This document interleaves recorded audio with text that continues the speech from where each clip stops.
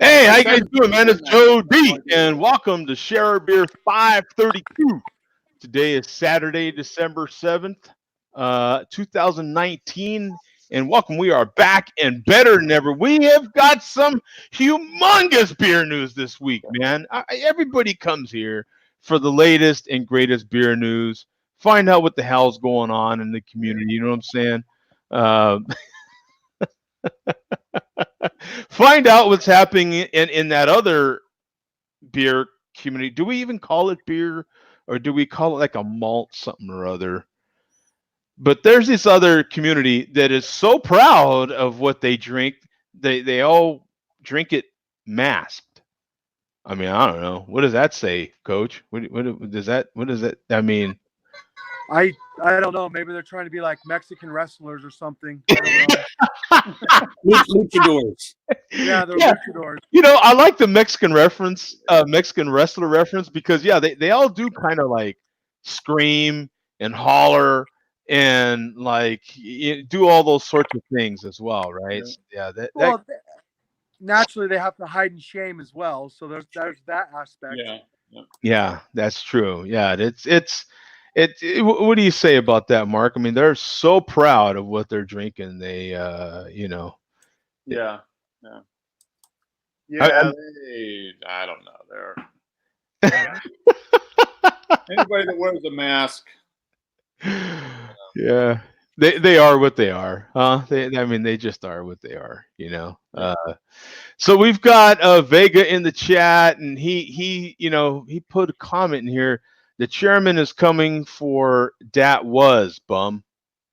What was dat was? What was? No, the chairman means dad ass. Oh, okay. And then he corrected himself over here. Now that's what happens when you drink that other adult beverage product there. The chairman is coming for that ass bum. So he corrected himself there. And we got TD Burris. What up? What up, TD? TD, what up? Good seeing you, man. Yeah, and there must be something happening in the chat, because even he had a type error, man. We figured it out though. We got your back, bro. We got your back. And then we got Jalen in there, yo, and we got Tom in there. What's up, y'all? I'll post the link right now, guys. If you want to jump in, feel free. Link is up there in the house right now, man. So you want to jump in on video? We got room for one more, really, because we're going to have to share the screen here in a second when I put up another tab, actually, and I'm able to then talk about Mark's beer. Yes. I have to get my other tab and my Untapped open. The boss is getting impatient. I gotta yeah. do this now. Oh yeah. No, we definitely want to make sure we get that all up. Yeah, we don't want to keep the boss. What's up, y'all? Yeah, we don't want to keep the boss waiting. So what do you got there, Mark? All right. I was in my local Trader Joe's and I noticed their holiday, their vintage ale was only around for 2 weeks. So I was like, what's up with that? Well, they had this go up. Tiramisu. Haven't you had that before? I have not had this. Oh. This is brewed for Trader Joe's by Campanology Brewing. And it's tiramisu pastry stout. And they say to do it over vanilla ice cream. So we're going to make a beer float. Oh, very nice. Oh, nice. Getting fancy. Yeah. And so if it's good, I'm going to go back and get a couple more bottles because it's only $3.99 a bomber. And 8%. You said that's by Campanology? Campanology Brewing. Okay. Yeah. Gotcha. Oh, boy. We haven't had a beer float on here. Bum, how long has it been since we've officially had a beer float? That's one thing I don't have documented. It looks so seductive. Oh, yeah. Oh, my God. Look at that. Now, Mark, I remember we covered this. Did we go beer first and then ice cream in? Or did we do it the way you're doing it now? Ice cream first and then beer. I like this way, though, because ice cream's packed in the bottom, and the beer just kind of soaks through the ice. It gives an awesome effect. It's great for camera. It is Yeah, great for it video. is. That's great video. I gotta take a picture of this. And TD, if you want to jump in, we got room for one more, man. Before we start sharing the screen here, we'll hold off on. Well, let me talk about the beer real quick, and then we can let TD jump in if he decides to. But we got 226 and 226 in the last 30 as well. 8% ABV, no IBUs rated. Just in the last week, I noticed it in the store.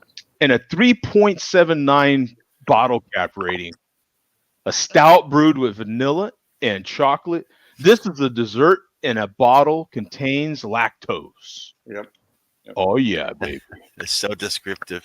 Oh yeah, yeah. That was a humongous description right there, man. This is dessert in a glass with some lactose. Yeah, with some lactose. There's so many flavors in tiramisu, right? Yeah. The coffee. First off, right? Yeah. Are you getting any coffee out of it? So what are you getting, buddy? Oh yeah, definite coffee. It tastes like tiramisu. It's really well done. Okay, now wait. Let's start at the beginning here. We gotta go. We gotta go all the way back here. What kind of vanilla ice cream do you have? Ooh, great question. Publix vanilla ice cream. Okay, Publix. Now, Publix, is it vanilla? Is it homemade vanilla? Is it vanilla bean? It's just regular old vanilla. Okay. Yeah. Okay, and then we've got it in said share beer glass, which is Yep, courtesy of the boss there. And what does, speaking of boss, what does the boss think? What do you think, boss? She says it's good. It's good. Yeah. Now, you know how verbose the boss is. Now, Bum, what do you think about that very descriptive description? I think it's better than what I usually do. I think it tastes good, and it's vanilla. Yeah. Vanilla ice cream, and it's good. Yeah, That's actually better than my usual descriptions. Yeah, I was gonna say, yeah, that's not bad, is it? Yeah, that's good. That's awesome. No, so it's very good. I think we're gonna go back and get a couple more bottles. I noticed they only had a couple cases left today on the end cap, so I'm gonna go back and get a bottle or two more. That'd be interesting. Know how you make tiramisu? Instead of using the coffee, use the beer to soak into the bread, like those cookies. Ooh. Those are what, Italian cookies, or what do you call them? They're like fingers, the lady fingers. Yeah, lady fingers. Yeah. They're like it's almost like a styrofoam almost. Like they soak up all the liquid crazy. Yep. Yeah, and now my mom used to make these like a little Italian loaves, and then cut them up, and then make those kind of style of cookies with these in the Italian style, and then make tiramisu out of that. Ooh. Yeah, they were phenomenal. Oh my God. Yeah. They had another bottle. It was another stout. It was chocolate babka stout. Ooh. And so we'll probably have that this week. I'm assuming this was good, so I'm probably just going to go back and get a couple more bottles of each. How much? How much again? $4. Oh, $4. Oh, that's for an 8%. This is 8%, and the chocolate babka is 10%. The other one is 10%. So that's a bomber, right? That's a bomber, yeah. Oh man, you can't go wrong there. Yeah, $4 a bottle. You can't go wrong there. There's some water bottles. Hey, we got a message for Coach in here, man. Look at this. This is your own personal message right here. Oh, thank you so much, buddy. Thank you so much. That's great. That's fantastic. Yeah, that's it. What is that? Effing disgusting, Mark. That is effing disgusting. And then Jalen put in here lady fingers. Yeah, of course. Yeah, I was trying to think of the name. Couldn't think of the name. And Joey, we got Joey in here again, man. You don't need a description. Just look at that delicious piece of art. You bet, man. Well said, Joe. Golf clap for you, my friend. Golf clap for you. Yeah, absolutely, man. Well, thanks for sharing that. Hey, Tom, what do you have, buddy? Oh man! haven't seen you in a little while. So I went in this. All right. So first off, I did get the Hershey's glass. Oh, Looking nice. Looking nice. They do sell them on the website. They sell them on the website. They're Oh, like, they do. yeah, $9. Oh, $9. Oh, You can't beat that. That's not bad. And I could get it, and Mark probably can't get it. I got a can of Hot Butcher of the World. Oh, What the hell? I How did you found get it. that? I found it at the liquor store. They got one. the liquor store. I was literally there. And sorry, we don't have it. They But Tom gets it in effing Boston. Yeah. This is a shithole. this is, hey, right when I seen it, I was like, Mark's gonna have a laugh on this one. Oh, that's hilarious. But it's Run to Daylight. I was kind of mad because not mad, but disappointed because it was a triple. Run to Daylight, you said? Yeah, it's a triple. I would have liked to try a double or a single from them first, but a triple. I mean, it's really good. I do see why you do enjoy the beers from them. I gotta leave. I can't take this anymore. Because It's just such BS, isn't it? Yeah. oh, they're nice and creamy.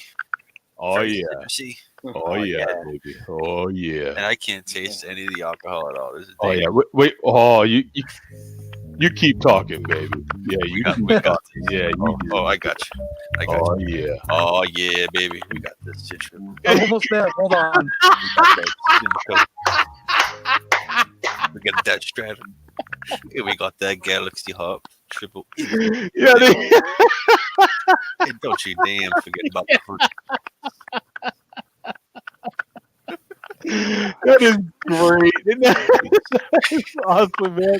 So let me share the screen on this one, man. We've got Run to Daylight from Hot Butcher for the World. 2,000 total on here. 733 in the last. And one of those is not Mark. We've got to classify it as a triple New England IPA. 10.5 ABV. And of course, Tom has a 4.2 bottle cap rated beer. Next, Craig's probably going to check into the show, and he's probably going to get it.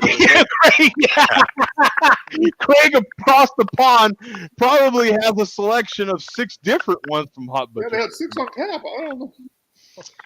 It's made with Citra, Simcoe, Strata, and Galaxy Hop triple IPA.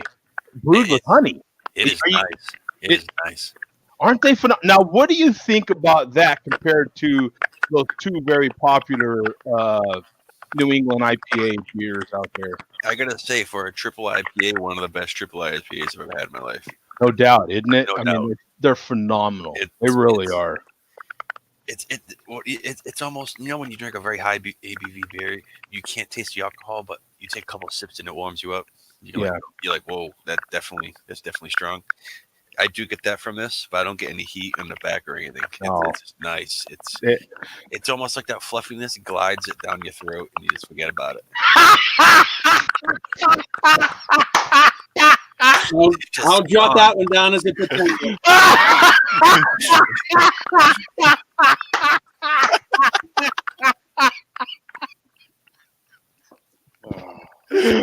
Jesus. Boom! Right? That is. What am I doing? I gotta go. That's enough. All right, see you, Coach. I'm just joking, man. There we are. There's the first potential show title. Yeah, there it is.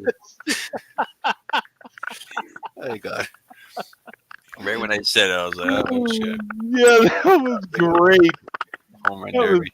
Oh, that was great. But they are, man. They're phenomenal beers. They really are. I'm not I can exaggerating. imagine their doubles, too, because this is a triple, and I can't taste any alcohol. I can just imagine the doubles being Or more just- enhanced. Or just their standard stuff.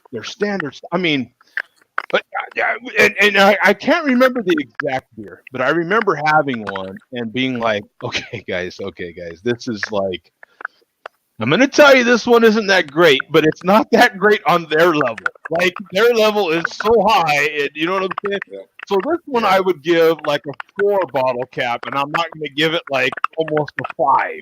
And that's their level. Yeah. They're on like that Patriots level where you're just like, you know what I'm saying? Like even their subpar junk is like other breweries like top shelf stuff. You know what I'm saying? Yeah. They're on that level, man. They are. They're just as good as some of that other stuff. Treehouse. The Trillium. And- I think from this, I'd be happy with this. I'd Oh, rather go to the store and get this thing go to Treehouse or Trillium. And okay, now Tom, and now I've had some of those Boston beers, and now you've had that as well.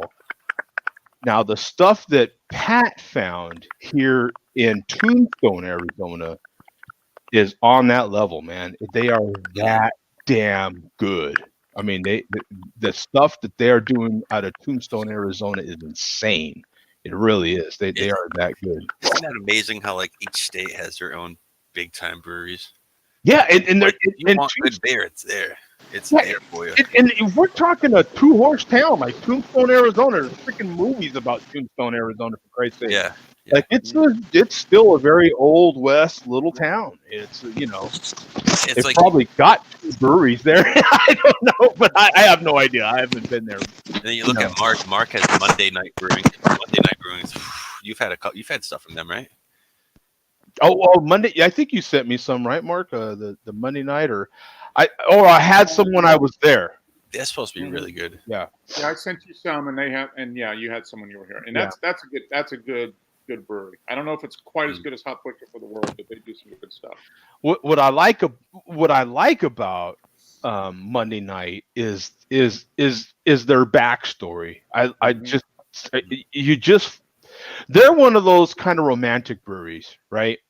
Like even if their beer's session, you're still like in love with it just because of their story, how they got started, and you fall in love for different reasons, right? It's not always because they're the sexiest, right? Like sometimes their story makes them sexy. You know what I'm saying? The ambiance. Yeah, there has to be some damn reason in there. Yeah, we've got it. I bet that ain't the first thing to glide down your throat, Teen Wolf. This guy. You know he's behind that keyboard, batting away. He's psycho. Yeah, that is excellent, man. You know who Coach looks like? No, I can't stop thinking about it. The heavyweight fighter that fought yesterday or today. Today he's fighting right now, isn't he? Like, or was it earlier? It was already done. Yeah, he lost. Oh no, shit! Oh, he lost. Fight. I'll be right back. No, I gotta. Yeah, Anthony Joshua ended up beating him. I don't know. I think it went the whole way. And he gained like 20 pounds or something, right? No, he lost 20 pounds because he ended up stopped lifting and he just went straight training. Well, yeah, but at the weigh-in, the last fight he weighed 260 some pounds, and he said he was gonna lose all kinds of weight. When he weighed in on Friday, I think it was, right, which was just yesterday, he weighed in like 280 some pounds. It was like 283 pounds. Wow. And he made up all kinds of excuses. He was saying, because I watch ESPN on YouTube, and so they were talking about his comments on why he was so much heavier. And he said, well, the weigh-in wasn't until 5. By that time, I had already had breakfast, lunch, and dinner. Yeah.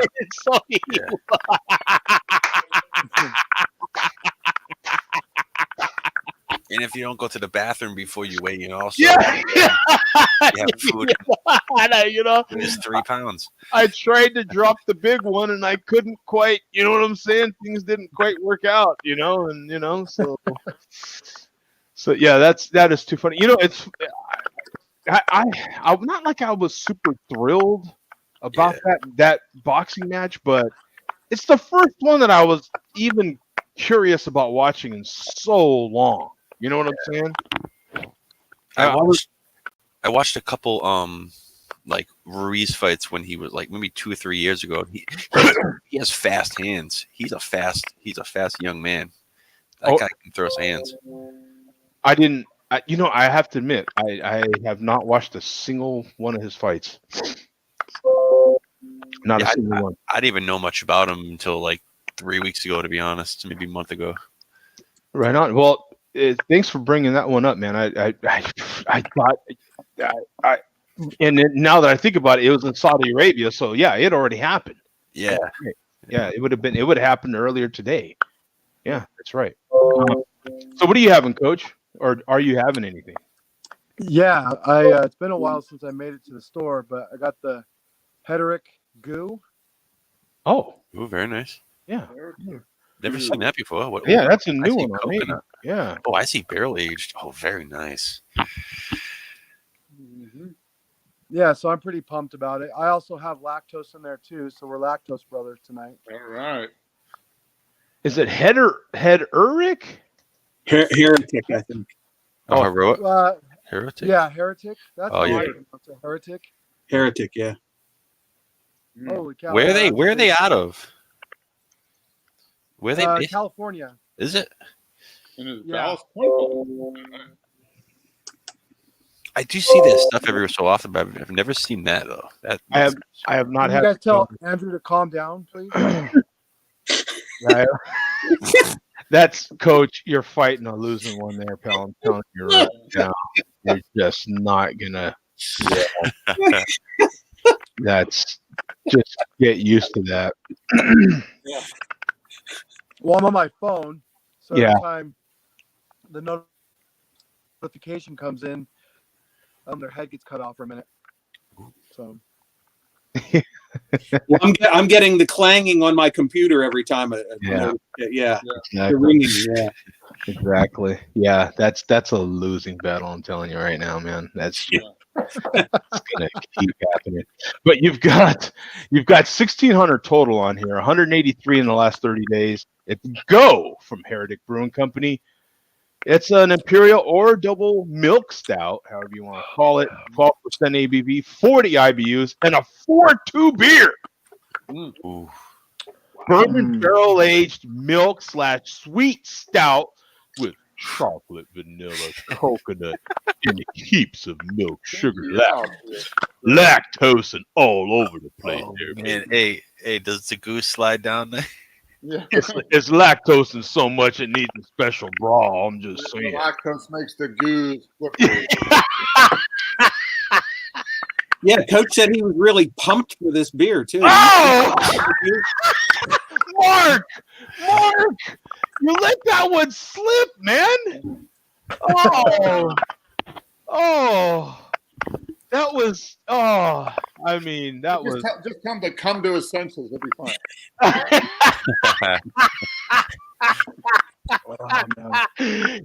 Now, Bum, do you see why I had to, label this one in YouTube as I did? Non-child friendly. Yes. Yeah, this is not so. Oh, yeah, look at that smoke. Oh, we're pouring smoke, baby. Oh, that is awesome. There he's rolling. Yeah. Watch Neri get on the chat Woke up with now. cold sweat. Where are you at now? Yeah. Where's someone's like a chest bump? Hey, when Neri's sleeping, he talks heat while he's sleeping. The wife can hear him while he's sleeping. he's like I could do better smoke. But he talks in his sleep. Someone made good smoke.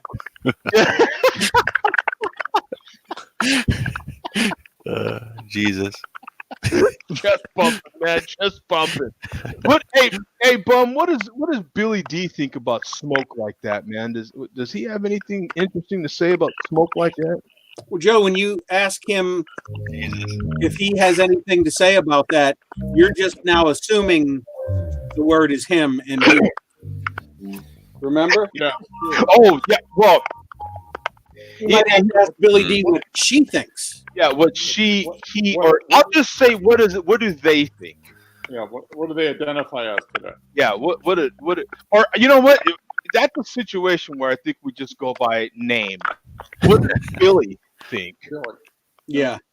Well, she has announced that she's going to not change her name.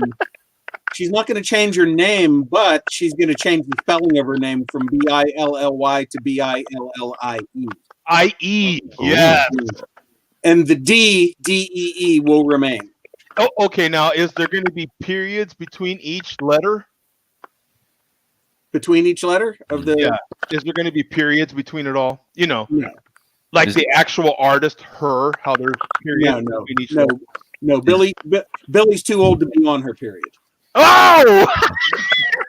Does Billy have a middle name? Is there a middle initial or a middle name? Well, that's D. That's the D where the D comes from. Oh, okay. Yeah, no, now she had to drop the D.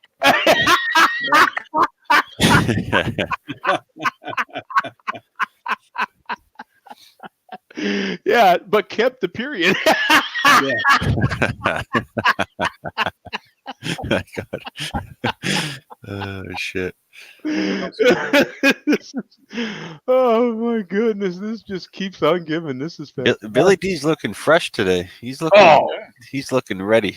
Yeah, Billy is looking fresh. Absolutely. You notice the eyebrows are a little sharper and Yeah. You know, maybe we should. You know, maybe I should adjust things a little bit here for Billy. There we go. That's a little more friendly. yeah. She'd like that, right? Yeah. A little more appropriate. Yeah. So, what are you drinking, or do you want to get to the news, or what? Well, yeah, we can combine everything. Although we are gonna, Billy D does have to go freshen up. Good as she looks, Oh yeah. she has to go freshen up, and She always looks good. Yes. we're gonna replace her tonight at the pedestal. Oh. It's been a while. Oh. Here we go. Oh no! Oh, what is this? Earthquake. What is High happening? gravity. Earthquake? Now I've had this before. Yeah, you have. Should I even bother looking this up? Now I had to buy this because this is the new design can. We have a new can here. Here's the old one. Oh my goodness! Oh, they made it look worse. I know. I was just gonna say. I actually like the old can better. You can't even read it. Now, You have to go to the barcode. You have to go to the barcode. Right on the barcode, you can see malt liquor.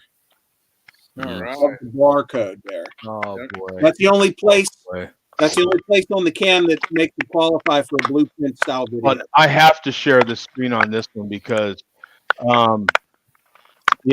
this is hilarious. 1,900 total. Only 26 people have had this in the last 30 days.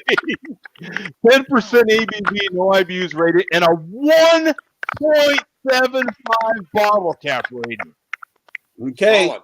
Yeah, no need for pictures on this one. This is. Oh man. Don't do it, Bum. Please, man. Oh, he's taking one for the team again. He is Yeah. all in You know on. what? I do kind of want to go to sleep early tonight, so Yeah, that's not gonna help. Yeah, he is all You're in. getting coal in your stocking, Bum. Oh my You're literally gonna have an earthquake in your stomach. Oh my God. I think I'm gonna have the way that I feel intestinally right now. I think I'm gonna have an earthquake in my pants. Are you holding? Man. Oh, you. Oh my God. Oh, Are you rubbing your rosary right now? Are you rubbing the rosary? How is it? It's delicious. It's malt liquor, Tom. It's delicious. Stupid question. How could it be Tastes anything like but? piss, but better. Yeah. Coordinated. And he's got his legs crossed as he's saying that. Delicious and refreshing, right? Yeah. Now I did finish that last can. I did finish it on camera, I believe. Yeah. I finished it. Yeah, and that was all on camera. Yeah. Woo, man, oh man. So how does the label out on that one work? Because it kind of moves. You know what I mean? Well, It goes around it the won't can. work on this based on where the hole is. And actually, if you can't do label out, you're supposed to do barcode out. On this can, you can't do either. Interesting. I did not know that. Mm-hmm. Barcode out? I think we need to contact the earthquake marketing department because to be fully accepted, they need to get those tops in the right area so you can be able out when you drink it. Yeah, I think that is the first I've heard also of the barcode being acceptable. Oh yeah, when you have a can, it's a label out, not label, but logo out. Logo. And if logo is, if that's not feasible, barcode out. Barcode. Okay. Yeah. Like I said, in the case of this particular can, neither works. So Either or. Okay. Yeah. All right. So, going to keep it in frame here while we do the report. Yeah. Very nice. So, no charge. Since Mark wasn't here last week, did you watch last week's show at all, Mark? A little bit. I haven't watched the whole show though. Okay, well, you know what, Joe? Do you want to go back to some of that hate for Mark last week? Well, sure. Oh, I had more hate last week. Oh, More hate last week. All right. Who was the hate from? I forget. I was from the chairman. Hey, And, Mark, and actually, after we play this, we'll get to the chairman's huge news. It's the season of giving, Mark. Come on. Yeah. So, if you go to the chairman's original channel, Joe, Okay. chug a 40-ounce malt liquor wins again, and that's from November 25th.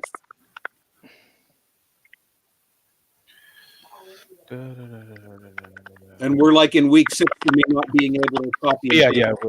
Because this is the one where we stopped right there. So we have to Just go to the very beginning.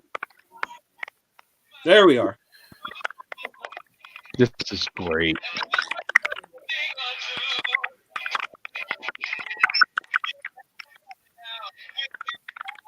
You can't hear it too well.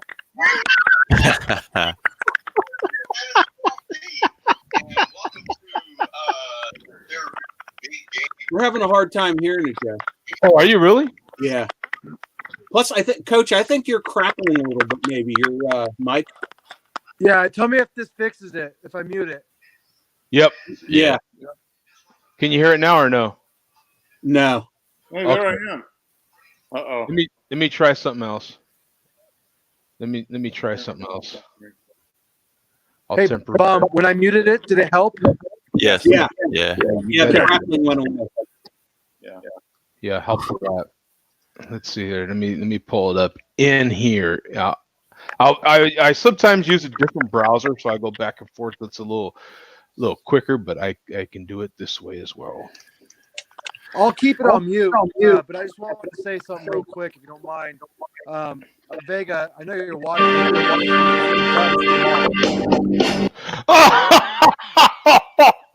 Man, I tell you, what's his name was in full swing last week, wasn't he? Now we can hear it, we can't see it. The kid, what was his name? There we are. Yeah. Wait, what? Who is that?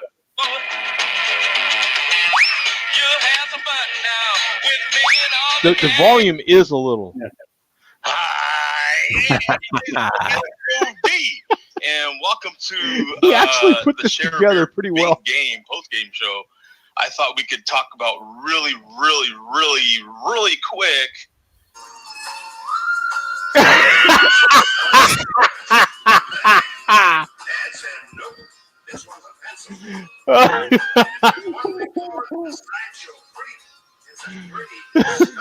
Uh-oh, pencil neck. Pencil neck geek.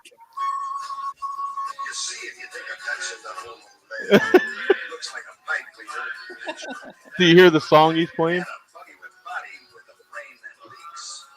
You got yourself a pretty pencil neck geek.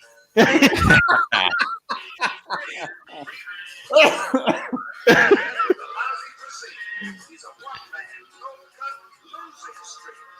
Nothing but a pencil neck geek. An unbelievable story for you. Attacked for having red hair and light skin and This guy. police in California and Canada investigating a series of assaults that happened this past Friday. The students were beaten. This was great because I think Pat was on the show last. Pat was on the show while we watched it. Oh, this is funny. Elections. Apparently, a Facebook group claimed that November 20th would be National Kick a Ginger Day. Oh my God. National Ginger Day. Facebook says that inciting violence against any individual or group is this is what Facebook said. Excuse me. Inciting That's violence against any individual or hilarious. group is against what we stand for. So you just see a and our ginger and policies. Of kick course, him. It's hard to rein in some of these things sometimes, and police say that it may have been this whole thing inspired by an episode of South Park from back in 2005. You know it did. Cartoon character Eric Cartman claiming that gingers have no souls and suffer from, quote, gingivitis, which made Gingivitis. South Park. Oh man. Jesus. So that's the replay from last week. Just thought you might Oh, like. man, that's great. Yeah. Well, I'll give 2 thumbs up to the chairman. He's doing some research and some. And he did some video production there. That was almost a Mr. Rayner video. Yeah. The chairman rarely does such post production. Yeah. He went to great lengths to give us the hate. So I appreciate the effort. Yeah. No, I'm going to kick his ass. I'm going to kick his ass. You know what? We're going to put the chairman on standby. Okay. And we'll get back to him though. Okay. And for his big announcement. So we're just going to give a little bit of news here. Remember last week, Joe, we showed 40-ounce Fears video, and I said let's show it while we can before he takes it down. Oh yeah, that sucker's down already. I assume. It's down already. Yeah. But we have it up forever. Yeah. So, but anyway, this week he announced yet another new series of video called the 12 Malts of Maltmas. And wow, that earthquake was really, nice. That really going down smooth. So as of about 15 minutes ago, he just uploaded video number 3 out of 12 in the series. He is going to drink 12 different 40s between now and Christmas. Wow. Okay. Wow, that's a commitment. And he also, as Santa Fear has announced that he's sending out several Christmas packages of malt liquor to various people. He says it like he has to force them down, right? I'm gonna drink 12 40s, right? 12 different 40s. No, 12 different 40s. Oh, that's 12 different. You get 12 different. That's the problem with the malt liquor world. They don't have much variety. I can drink 300 different. Well, in Beer's case, it's not going to be 12 malt liquors. It'll be 12. I'm sure he'll drink like a 40 of Bud Light or something like that. Yeah. Okay. Yeah. So that's the news from Fear. So we got Jay Vega in the chat. We got some quick hate from Vega. If you want to go to his channel, Joe. Sure. It's nothing major, but we got to play Jay Vega hating us. Yeah. Well, I slept with his mom. I slept with his mom.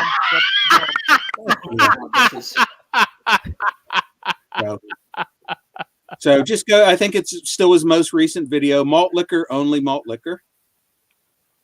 Okay. You just go right to the intro. I'm not quite sure what this little malt liquor rebellion is all about.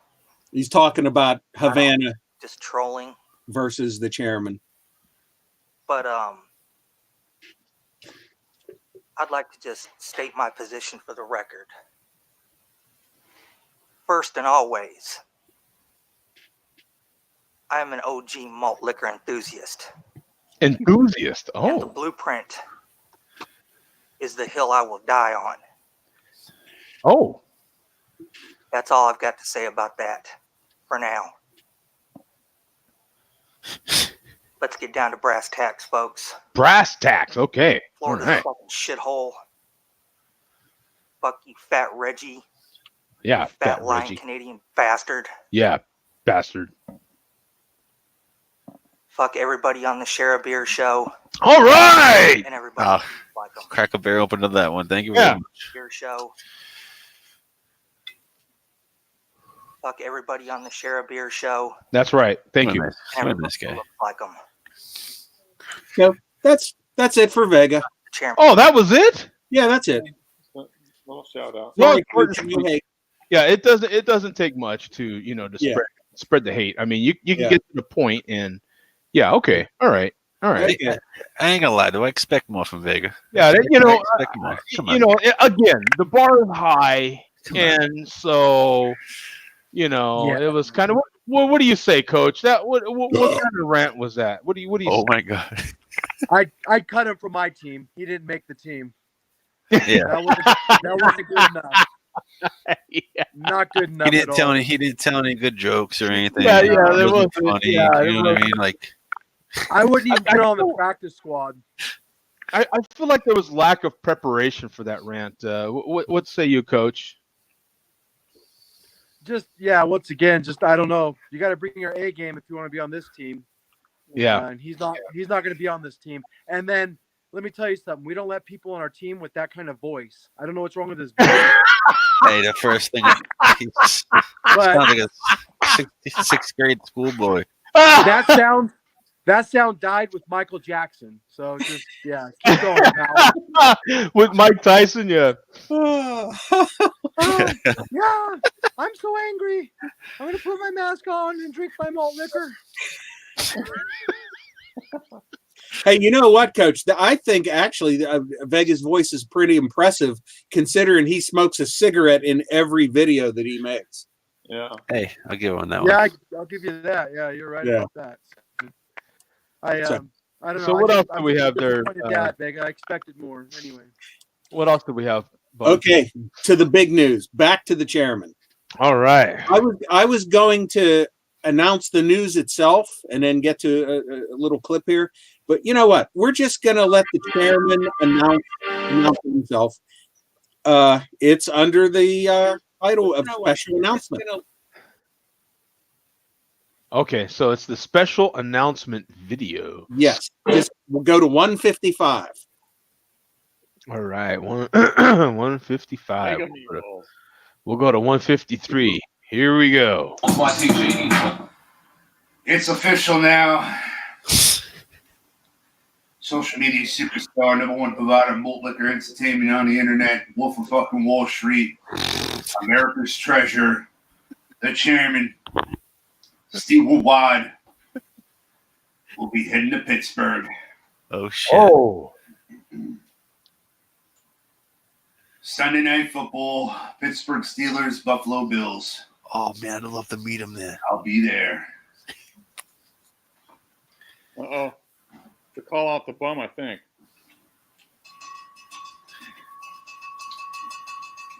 Do I hear a meetup? Is there going to be a meetup happening? I'd love for it to happen. Will you guys share TV dinners? Well, yeah, as we proceed here, the chairman, you'll see, he wants to meet me. All right, time to make a malt liquor video.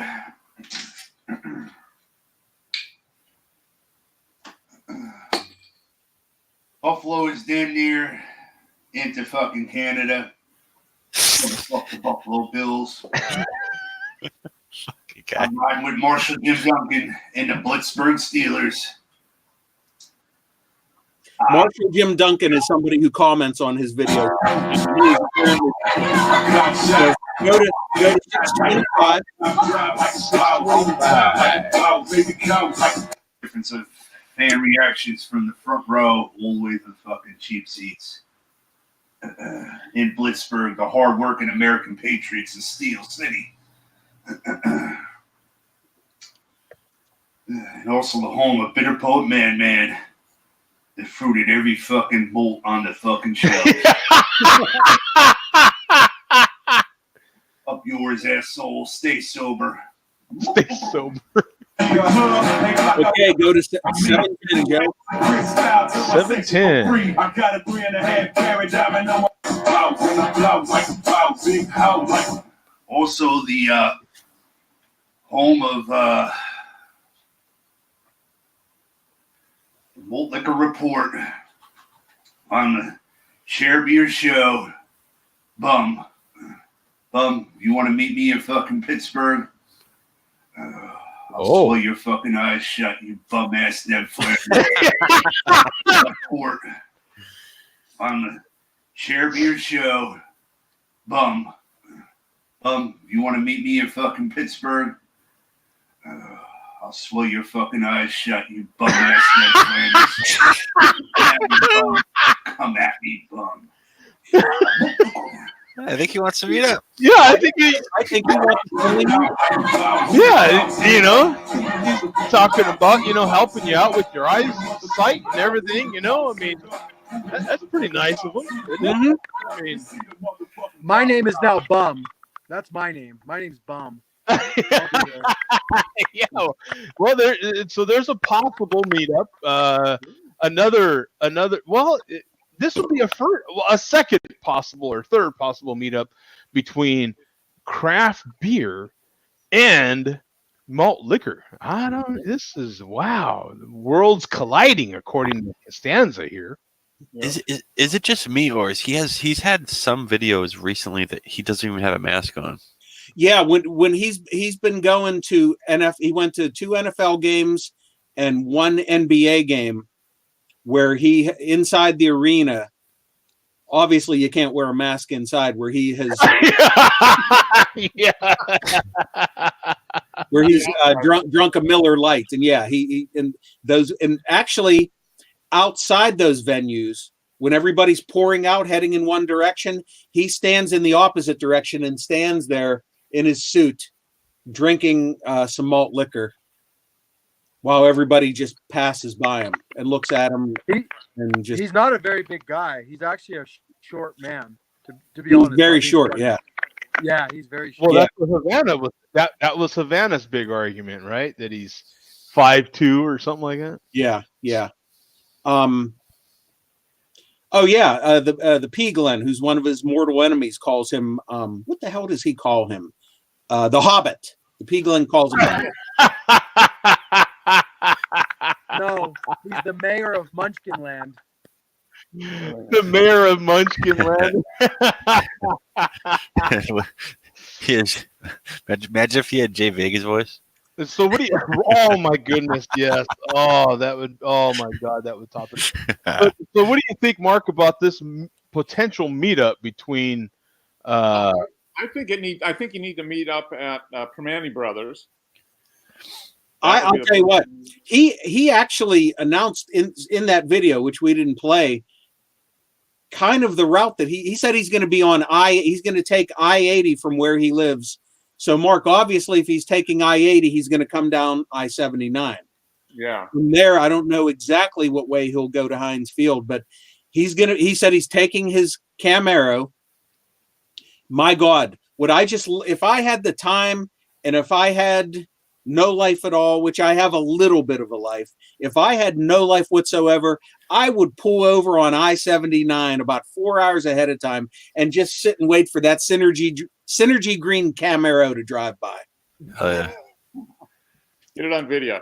I would love to meet. And if you would assert at a certain point, if you drive around the perimeter of Heinz Field, there's going to be this guy standing there with his Donald Trump hat on and a suit, standing there drinking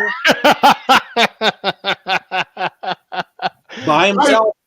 I would love to see it, even if it was just a photo of two of you. So 2 weeks from now, it's going to be a week from tomorrow. So 2 weeks from now, we'll play the results of this. Yeah, I mean, okay. Hey, well,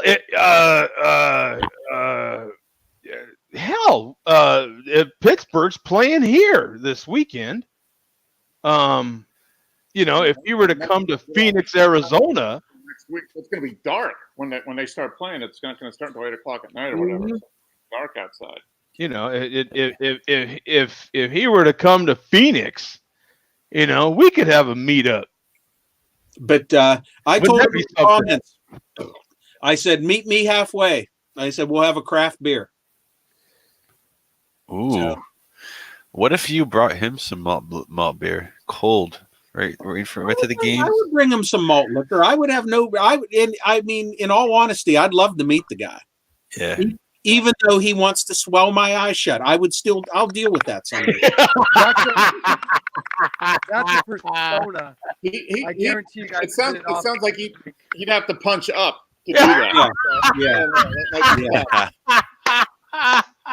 And you know what? I have an advantage over a lot of people. He only wants to swell my eyes shut. There's a lot of guys that he says, I'll swell your eyes shut, I'll throw you down a flight of stairs, and then I'll tip your lunch tray over. Yeah, so boom. There it is. You're only going to have your eyes shut. At least you're not getting down a flight of stairs. You're still eating. Yeah. And what perfect timing to wrap this all up. The earthquake high gravity is gone. Oh, you drank that pretty quick. You took that down. All gone. Sleepy time for Bum. I'm still awake. I think you cracked that around 20, 25 minutes. Yeah, The I'm show. still awake. I'm still continent, and There's still all, content. all is good. Cool. Very nice. Very Well, nice. thank you, Billy D. We appreciate that malt liquor report. Another fantastic one as Really deep. and big breaking news there, man. That was pretty cool. I like Yeah. it. Yeah. So, There could be in 2 weeks a possible malt liquor craft beer meetup in Pittsburgh. We will see how that goes down right here on Sheridan. Hey, Bum, you're putting out some grade A burps over there. oh, Out of control. Out of control. And you know what, man? Actually, that works out because remember, guys, there's no show next weekend. that's right. So 2 Oh, weeks. there isn't. Yeah, no share beer next weekend. But what are the Friday shows, Joe? You have some Yes. Friday shows coming. Yes, the 20th and 27th, we've got Friday shows at what 11 a.m. my time, Yeah, 1 p.m. Eastern. 1 p.m. Eastern. So if you want to get in on a daytime show, Oh, cool. if you're off on a Friday and you want to get in on that, Neri says he's gonna be there. And Sadek said he is had to work when you had the last Friday show, but he is going to try and jump in coming up.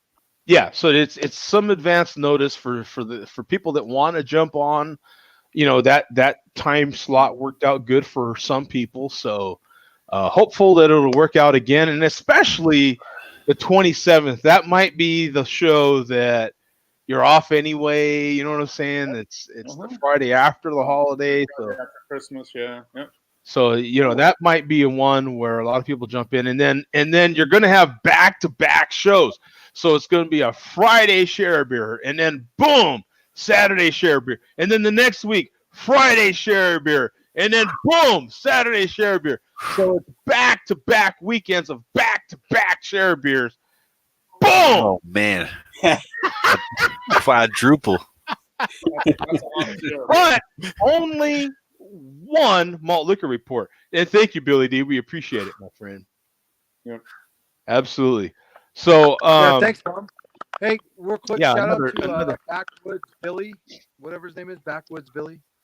Yeah. and now we have to change things back, because we don't have her in the show anymore. So, we changed the color back to appropriate. But we'll cover some of the comments real quick. We have Vega in here. Oh, wait a minute. Yeah, we have Vega in here. Check your drawers, bum. So far, so good. And Joe got some Tig O'Biddies.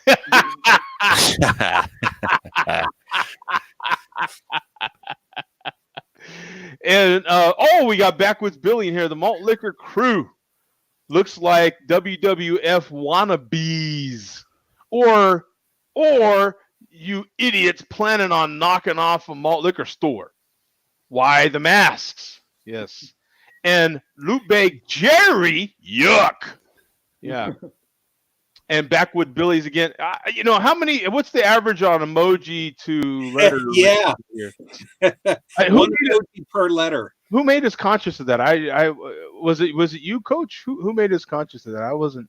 Fruit the beers. I don't know, but I can hear the Maybe it was Pat. snap back in the Maybe box. Pat What made the it. hell?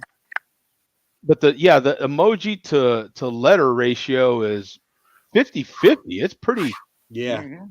That's a high ratio. Laugh out loud. What's a malt liquor rebellion? We are. Exactly right.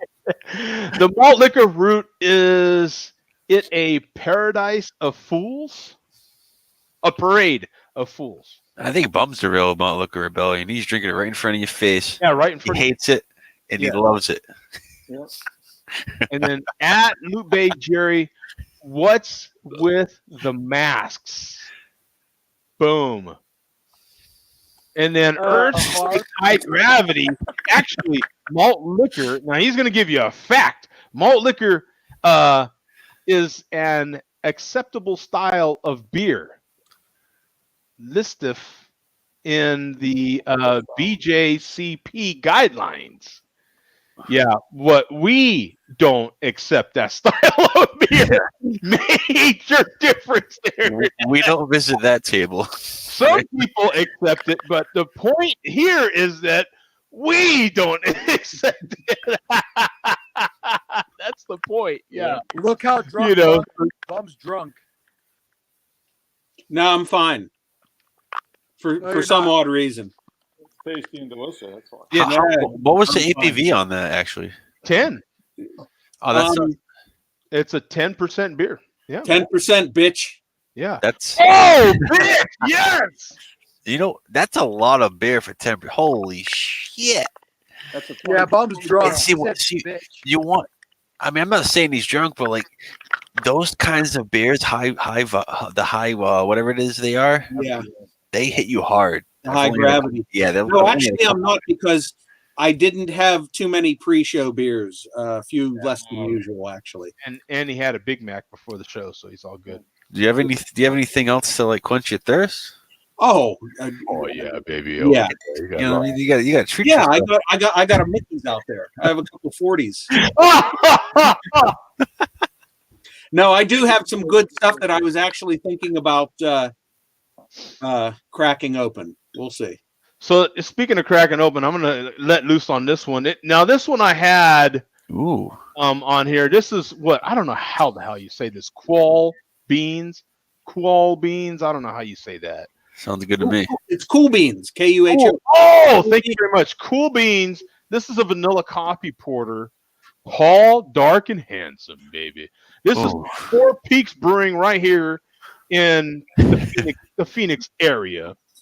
Four Peaks is out of what? Tempe, I believe. Yeah, Tempe, Arizona. Hey, that'd be a great shirt. Cool Beans in the front, tall, dark, and handsome in the back. I bet you they have them at the brewery. What? This is the one that I cracked open early. It had some good smoke, so let's see if we can get it on camera. Ah! Nice. Oh man! Slow but steady wins the race. Slow on that one, baby. Cool Beans. Nice. Beans. Nice. Thanks, Tom.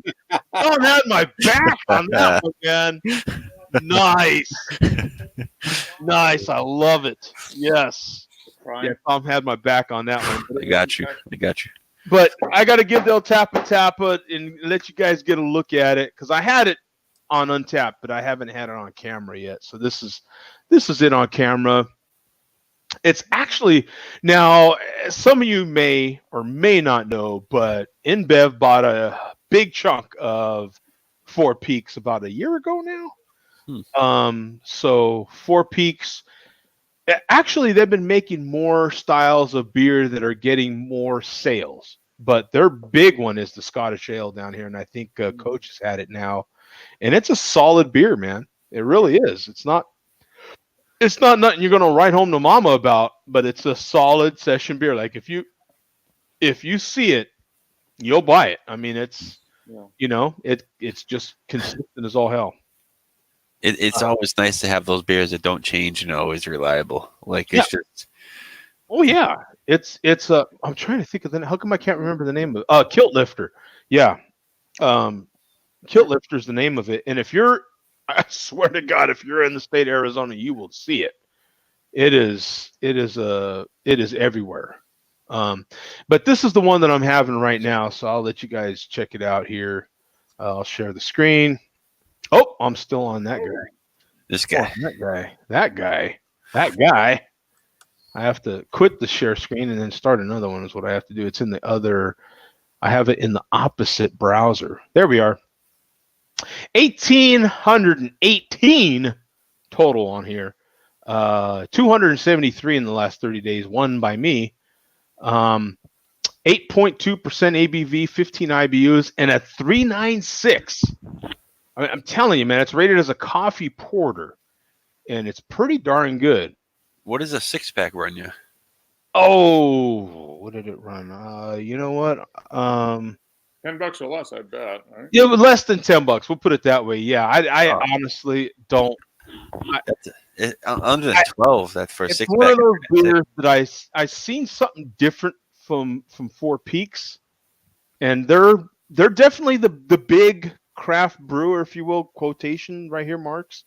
They're the big, crafty brewery here. They're definitely the big ones in the state. And so when you see something new from them, at least in the supermarket, I just grabbed it. I mean, I honestly didn't even look at the price. The German word means chilly and conveys how we cold steep this robust porter with local roasted monsoon Malabar coffee beans, which are exposed to monsoon winds. What in the hell? Someone explain what in the hell wind does to coffee beans, bro. I guarantee they sell the coffee at the brewery. Seriously? Give me a break here. Now, with that said, you know what I'm saying?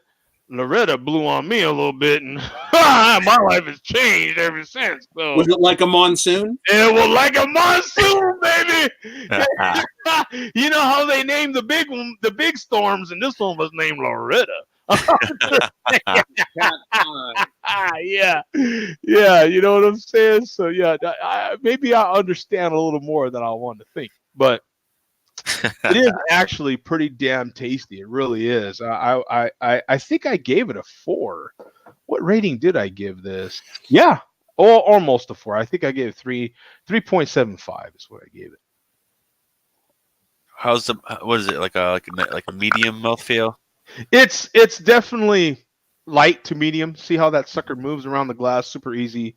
It's not super heavy bodied, but you do get a nice smoky meets chocolate meets baker's chocolate. You get a nice mellow wood smoke. Not too crazy, just a nice mellow wood smoke meets a baker's chocolate. With that nice malty mouthfeel that a good porter can have, but with that light kind of body. So it kind of follows in the footsteps of all the rest of the non-barrel aged. They do some kind of crazy stuff that you can get if you go to their tap houses or their breweries. But if you're just getting stuff off the shelf from them, it's going to be sessionable, and you can get something, so it's pretty good for that. You know what I'm saying? I tell you what, if I go, I'll be at the grocery store tomorrow, and if I still see it, I'll be picking up 2 more 6-packs. I like it. It's tasty, and I plan on doing. If anybody follows me on Instagram, you saw the steak that I made. I've got some more of those 1.5-inch rib eyes. Now, let me ask you a question. You know how you bought the salt slab? Is that in your repertoire anymore, or was it a fad? It was a big time fad for me because, and I'll tell you why though. Only reason is because it's really for people that can use gas. You know what I'm saying? So if you have a gas stove or you have a gas grill, and I do have a gas grill, I just don't grill. Gas grill that's in the backyard that you never use. I have a gas grill that's in the backyard, and it's there. I have one. I look at it a lot. I clean it off. You know what I'm saying? It's as brand new as the day I got it. You know what I'm saying? But I don't. When it's just you, it's hard to like fire up the grill, go through the whole procedure, and you warm up one steak and you're done. You know what I'm saying? Like it kind of where I have like a ton of cast iron on my stove, and I have a glass top electric stove, so it's like, you know what I'm saying. So the salt, I didn't realize that when I bought it, so I really only used it a couple of times. But had I had a gas stove, I would use it all the time. I really would.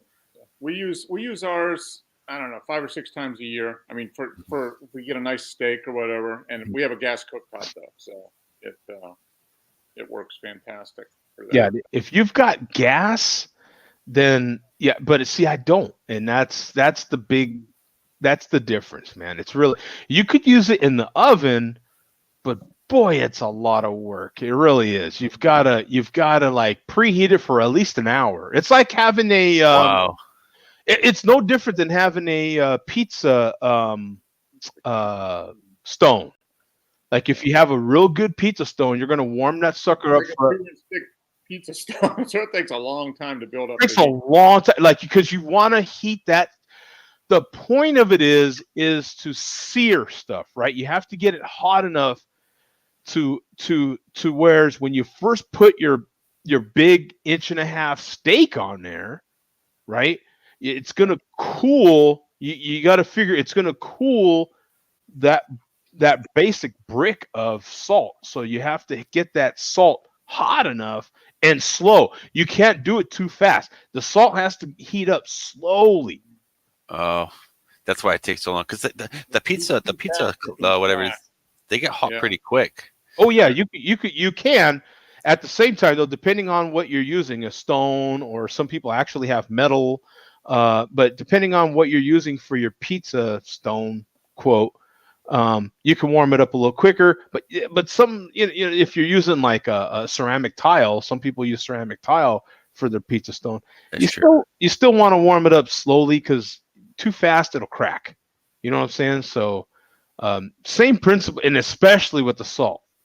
The difference is that even if the salt cracks, it's a no loss. You're not going to lose anything because at the end of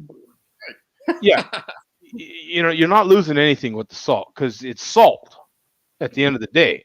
Yeah. So it's not a lot. You just will never buy salt ever again in your life. Is what it. It's better than salt. It's Himalayan salt, right? It's the one I got is Himalayan salt. It's Himalayan pink salt. Yeah. Hell yeah. You've got when you buy one, you bought. I think mine costs, I don't know, $12 or $15, and it's 15 inches or something like that. And it's a lifetime supply of salt, man. I don't know anybody that's going to go through that. Like 5 or 6 pounds of salt. I mean, it's sick. I mean, you're just never going to buy salt again. It's like a paper stone size thing of salt. So if you want Himalayan salt, just buy that, put it in a blender, and you got yourself some salt. You're done, son. You're done. You use the same grinder that you use for like nutmeg. Coffee grinder, yeah. You just kind of grind like you would nutmeg. That same grinder, and you just. You're done. So when somebody that doesn't like you tells you, go pound salt, you can actually do it. Yeah, you pound salt, pound sand. Yeah, you can do. Yeah. Tell me, hey, grind your salt. Hey, Coach. Hey, thanks, man. We'll see you, brother. Yeah. Hey, thank you guys for everything. You guys are awesome. Keep up the Always good work. a pleasure, Coach. Continue, yeah, Coach. you guys are the best. See ya. See ya. Wait a minute. Yeah, it's always good to see Coach, man. I appreciate when he jumps in. Coach likes to stir the pot. Oh, please. He's great at it. When you're good at something, Mama says when you're good at something, you stick to it. You know what I'm saying? And he does. He sticks to it. I appreciate it. Yeah, it is. Yeah, thanks for asking about that, Tom, because it is. I actually literally looked at it today. I have it stored somewhere, and I happened to look at that particular space today, and I was like, "Oh, there's that salt block." Yeah, you guys haven't talked about that in a long time. Well, Mark uses his, and I'll probably use it here around Christmas because it does good for nice big thick steaks. So we'll probably get prime rib or something. If you're gonna make meat, right? If you like a good, pork chops, you name the piece of meat. And you're cooking on gas. That's kind of the key. If you're cooking on gas, it's phenomenal. Warm that sucker up slow in the oven, preheated, in other words. Get some good gloves, something because that sucker's going to be hot. And, so you preheat it in the oven, get it warm, put it on like a cookie sheet. That way you can move it to wherever you want to move it. So if you're gonna do something on the grill, warm it up in your oven first. Let it warm up slowly in the oven, and then put it on your grill, put it on your cooktop, whatever you're going to use that's gas, and then put it on there. Let that, warm up again for another 15 minutes at least. And I promise you, man, you are not going to regret it. It is amazing to not season your meat whatsoever and get perfectly seasoned meat. It's amazing. It really is. It works great. That hot, you put the meat on there with a real hot salt, and then that heat just kind of melts the fat, and it sizzles, and then the salt, a little bit of salt gets in there, and it really is. It's amazing. And the trick of it is, this is the trick. This is where the more you cook with it, the more you'll learn. The trick is how much oil you use. What does it mark? The less oil, the more salt, and the more oil, the less salt gets in your food. Yeah. So that's the trick. The oil is like a layer that prevents the salt into the meat. So that's the trick. So the less oil you use, if you use just barely enough oil where your steak won't stick to the salt, just barely, then you're going to get more salt in your steak. You know what I'm saying? I've never used oil. Oh, well, there you go. But I've done most of the time when we use the salt, I use the sous vide cooker where you cook it at a low temperature in the hot water bath. Yeah. So it's done. So you're basically searing it. You're just like 2 minutes on each side, and you're just searing it. So it's done. And that works. That works perfect. But something like that takes a couple hours because you got to put it in the hot water bath for at least an hour, hour and a half to get it to like medium rare. So by the time your steak's done, your brick's up to temperature anyway. So it's kind of you're doing, Now, that's a good combo. The times that I did it, I literally was cooking it on the salt. Okay. Yeah. You know what I'm saying? I don't have a sous vide, so I was literally, cooking it on the salt. So it's a matter of searing the steak on the salt, getting that as crispy as you want it in it. So that's where it really, if you're going to do everything on the salt, then that's where it comes in with the oil. So, however much oil you're going to use, or you could, and the beauty of it is your salt will not be as pretty as it used to be. It won't. Oh, no. But the beauty of it is you just scrape it off. It's salt. It's like it's. I just take like a little, like a dash of water and then just like lightly scrub it and then just dry it, and it takes off that surface where the grease was, and then you just put it away and it's good next time. Nothing's going to grow on salt. I mean, there's not going to be any bacteria or anything. It's salt, so you're good. It's salt. So it's not going to It's not. You know what I'm saying? It really is cool. If you've never tried it, they're $12. They're like $15. They're like, it's cheap, man. You know what I'm saying? And it's pretty cool. It's a pack of craft beer. Hey Tom, you're a single guy. I'm a single guy. You're having the ladies over. You go cook for her. There's nothing more impressive than, hey, baby, look what I'm about to do, baby. You ever seen this before in your life? You know what I'm saying? Nothing more impressive than accidentally heating your ice block a little too fast and crack. The salt explodes. Get a little too excited. Yeah, it's like deep frying a turkey and everything blows up on you, Hey, baby, you ever seen this before? Boom! How about a turkey bomb for you, baby? You ever seen this before? Yeah. It's like it's like Festivus, how you have to like act like it's a holiday. It's actual holiday. It's normal. It's supposed to explode like that. It's supposed to do that. What are you talking about? This is normal. What are we talking about here? What are we doing? Yeah. Hey, we got 40 ounce in the house here. There's a new seasonal malt liquor by Starbucks, pumpkin spice double Vente Grande Loco. That is a hell of a name. Do you think they could put more names in that title right there? I'm not even looking that up. Yeah, that's 40-ounce Causer. He's fairly big in the MLDC. So you're saying I should look that up? A Starbucks. Yeah, I wonder if he spelled it like that on purpose. I'm sure he just taking a shortcut there. Seasonal malt liquor. I think he's just blowing smoke up your ass. Yeah. Come on. Thank you, Tom. Appreciate that. I was literally going to look that up. Right up your ass. Baltimore Ravens, best team in the NFL. Brother, you ain't getting no argument here. I ain't gonna lie, they beat us. They beat every. You know what? It's hilarious that the Browns beat them. The Browns are one of their losses. Well, that's how it is, though. So teams that you don't expect to beat you, you don't really game plan as Look at much. the Patriots. The Patriots. How many seasons have they had where they went down to Miami and got their ass kicked? Oh yeah, And it's hilarious because like most people say we have. I mean, technically on paper we have the easiest conference. I mean, the easiest division, but those people know us the best. So when they play us the hardest. You know what I mean? They know our playbook, so it's a little different. It's like any division. let me get to our big breaking news story, Tom. I don't know if you've heard that. I didn't hear it till literally in the pre-show. Thanks to Bum for bringing this one to our attention here. We've got the craft beer reporter here. I pull both duties. Yeah. So we've got from the LA Times, we got a story here. Craft beer pioneer Ballast Point is sold again. Wow. This time to a microbrewery. Did you hear about this, Tom? I saw something about it, but I thought it was more like macro instead of micro. I didn't realize. No, this is crazy.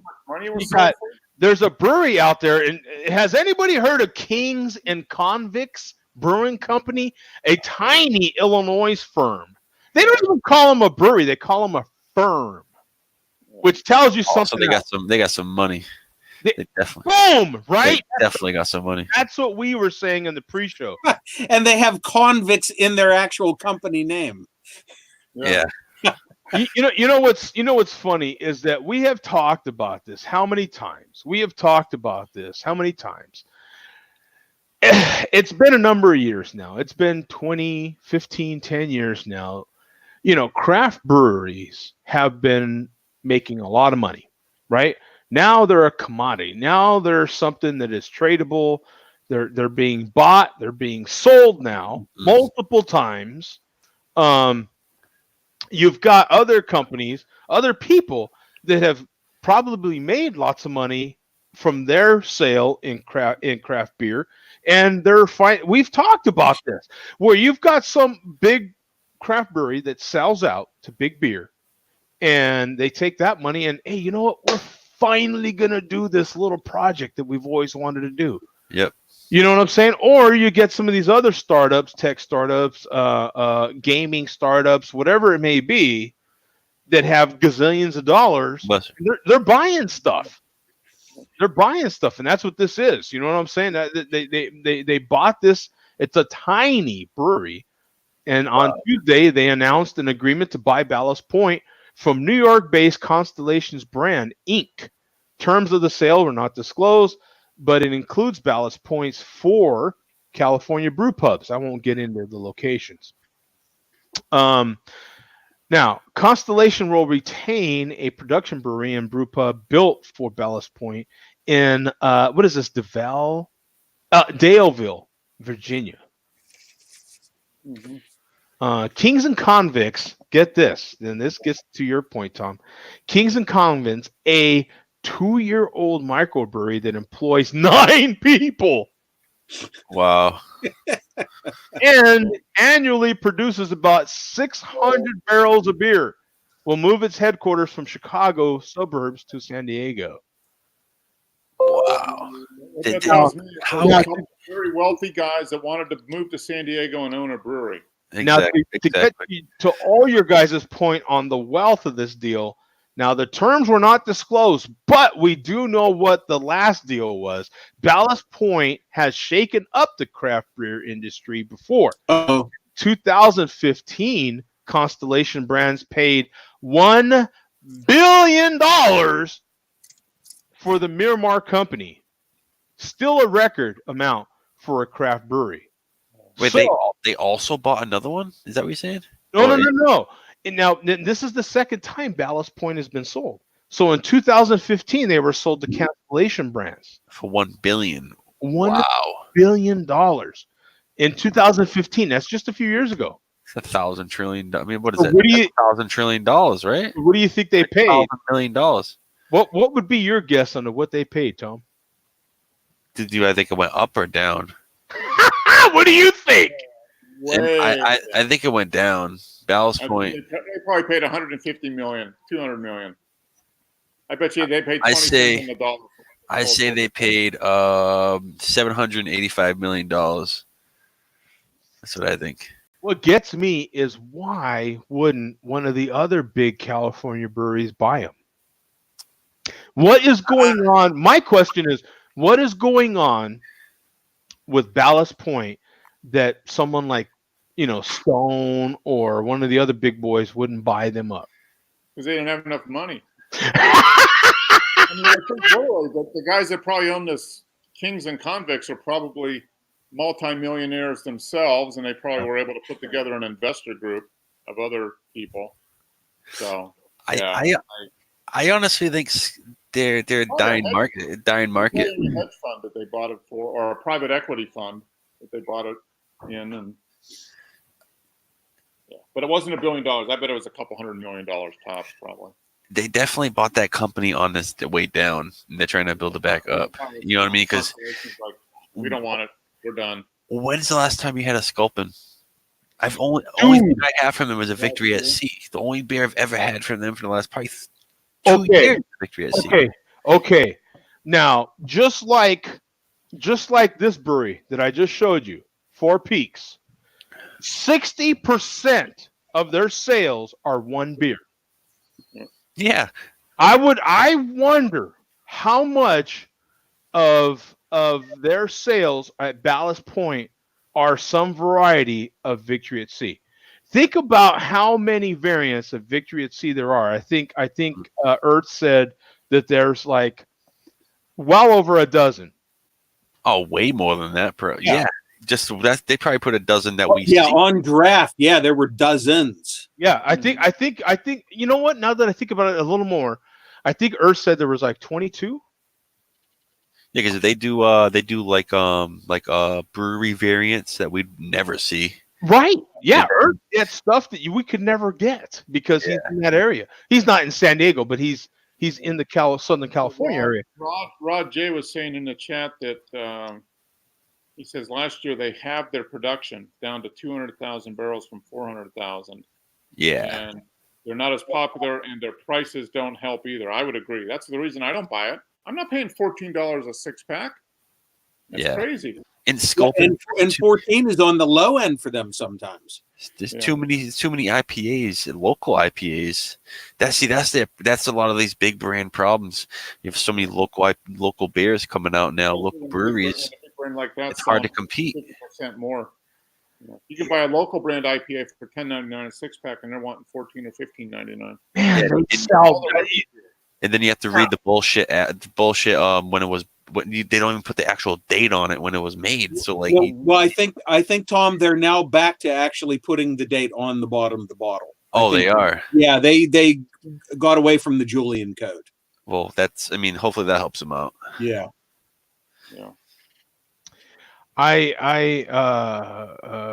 Okay. Well, then Rod J says right here. I'm just getting to the comments. I apologize, you guys. Okay. He says Kings and Convents is a group of investors that are well set to brew a whopping 600 barrels this year. Hey, what say you, Rod J? You want to comment on it? Oh, look at him go. Oh, we can't hear you, brother. Oh, we can't hear you. No. Hey, boom, he was right there. Now, I'm sure you've heard this from the old lady before, but your lips are moving. I don't hear a damn thing you're saying.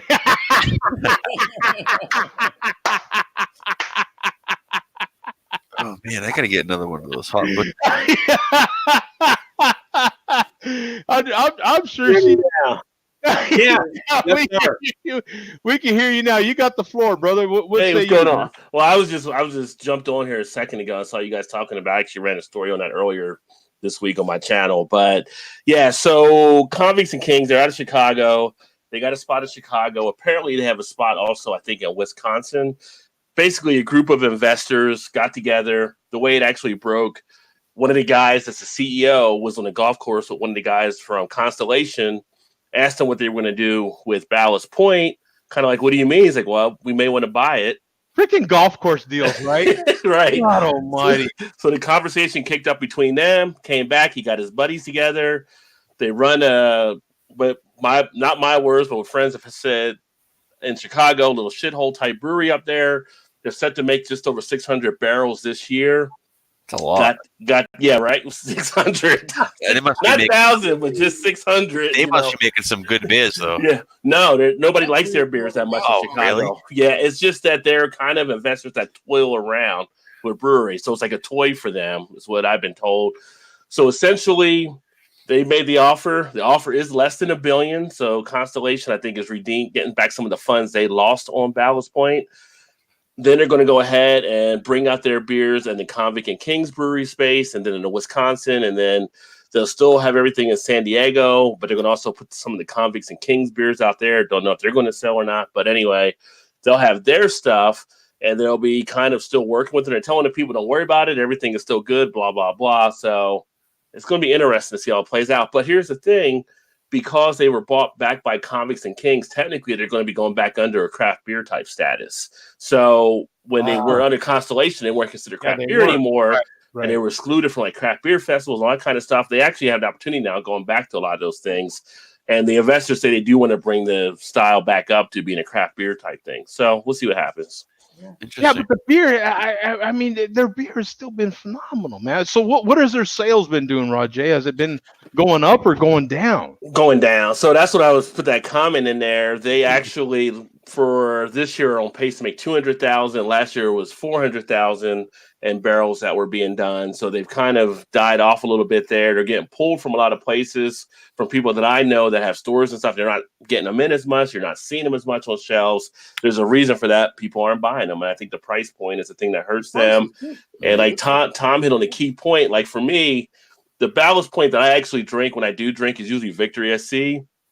There's very few other ones I buy. Their base Sculpin I still get once in a while, but their Manta Ray, really maybe something like that. But most of their main stuff, you're not messing with as much, and you're not seeing a lot of people buy them. So they're not as big now as what they were a few years ago. See, that is interesting to me. You know why? Because in now, granted, I'm closer to San Diego than any of you guys, so I'm closer to that market.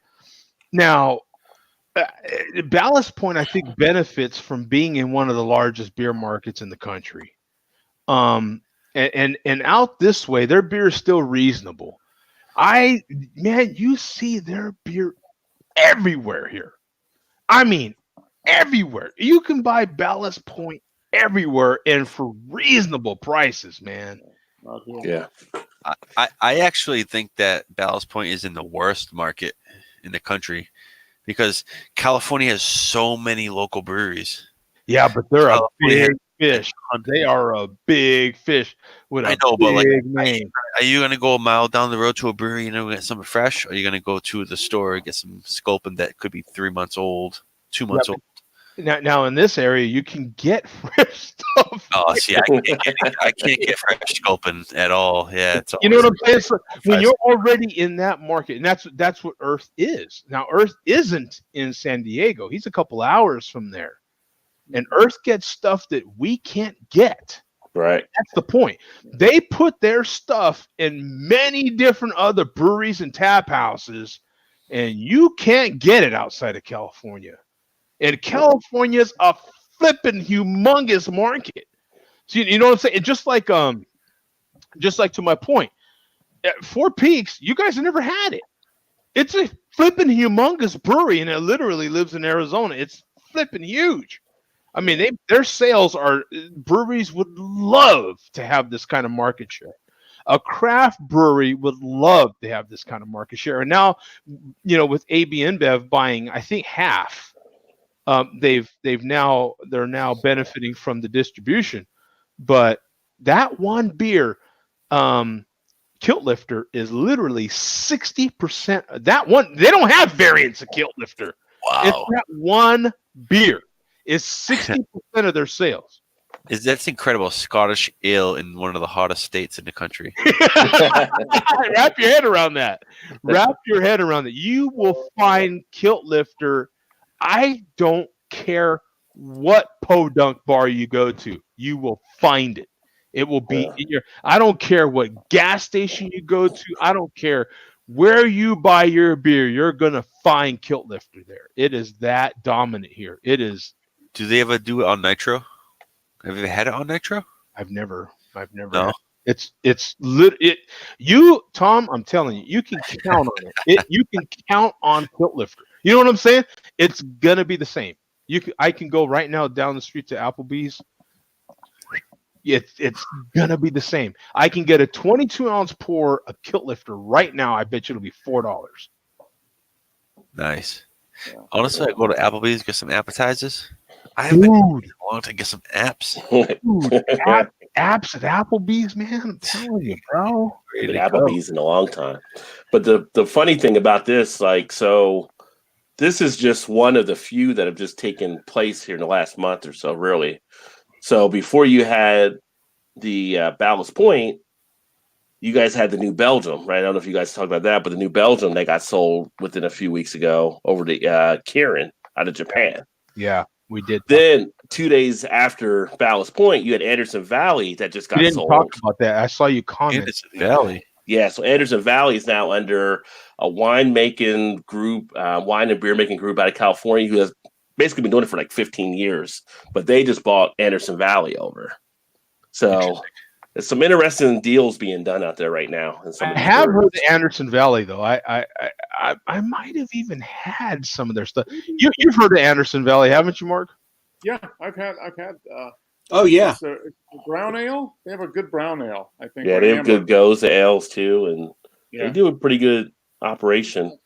Well, So you know what's interesting is craft beer is at that point where a lot of people that started the breweries 20 years ago, 25 years ago, are getting to the point where they're ready to stop working.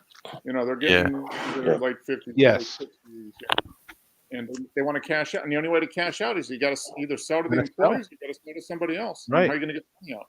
That's it. But it's almost like building a house. You built the house, you bought the land, you built it up, and it's worth a certain value. So now it's time to sell. It's And right. It's That's it. It's Crazy. time to make that. Ooh, a chai solstice. Young. Yeah. Look at that, a chai solstice, man. yeah. They have the winter solstice, summer solstice. Yeah, summer solstice. Oh, that's Yeah. they do have some good beers. They have some some a salted caramel That goes barrel aged porter. Yeah. Nope. Yeah, they do some good stuff. When I think of them, I think of more of a lighter beer. Oh, here you go. This is interesting. A nitro cerveza crema. Ooh. Crema. I'm sure they say a cream ale that is nitro. Well, That's interesting because those are kind of thin beers, aren't they? So you nitro a lighter beer like that. That's interesting. So you get with hints of caramel in the nose and a touch of spice. This lightly sweetened malty session ale is conditioned with nitrogen to impart a smooth, creamy texture and the classic cascading effect, leading to a silky finish, baby. That's interesting. That is very interesting. Yeah.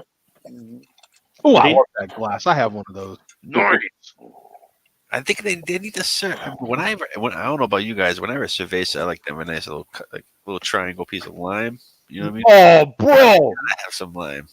Me and the chairman. Bottle and shake it all up. Yeah. That is where the two worlds definitely are in alignment. We do not fruit the malt. We do not fruit the beer. Oh man! Oh man! I'm all in with the lime. You need to fruit it. You don't eat it.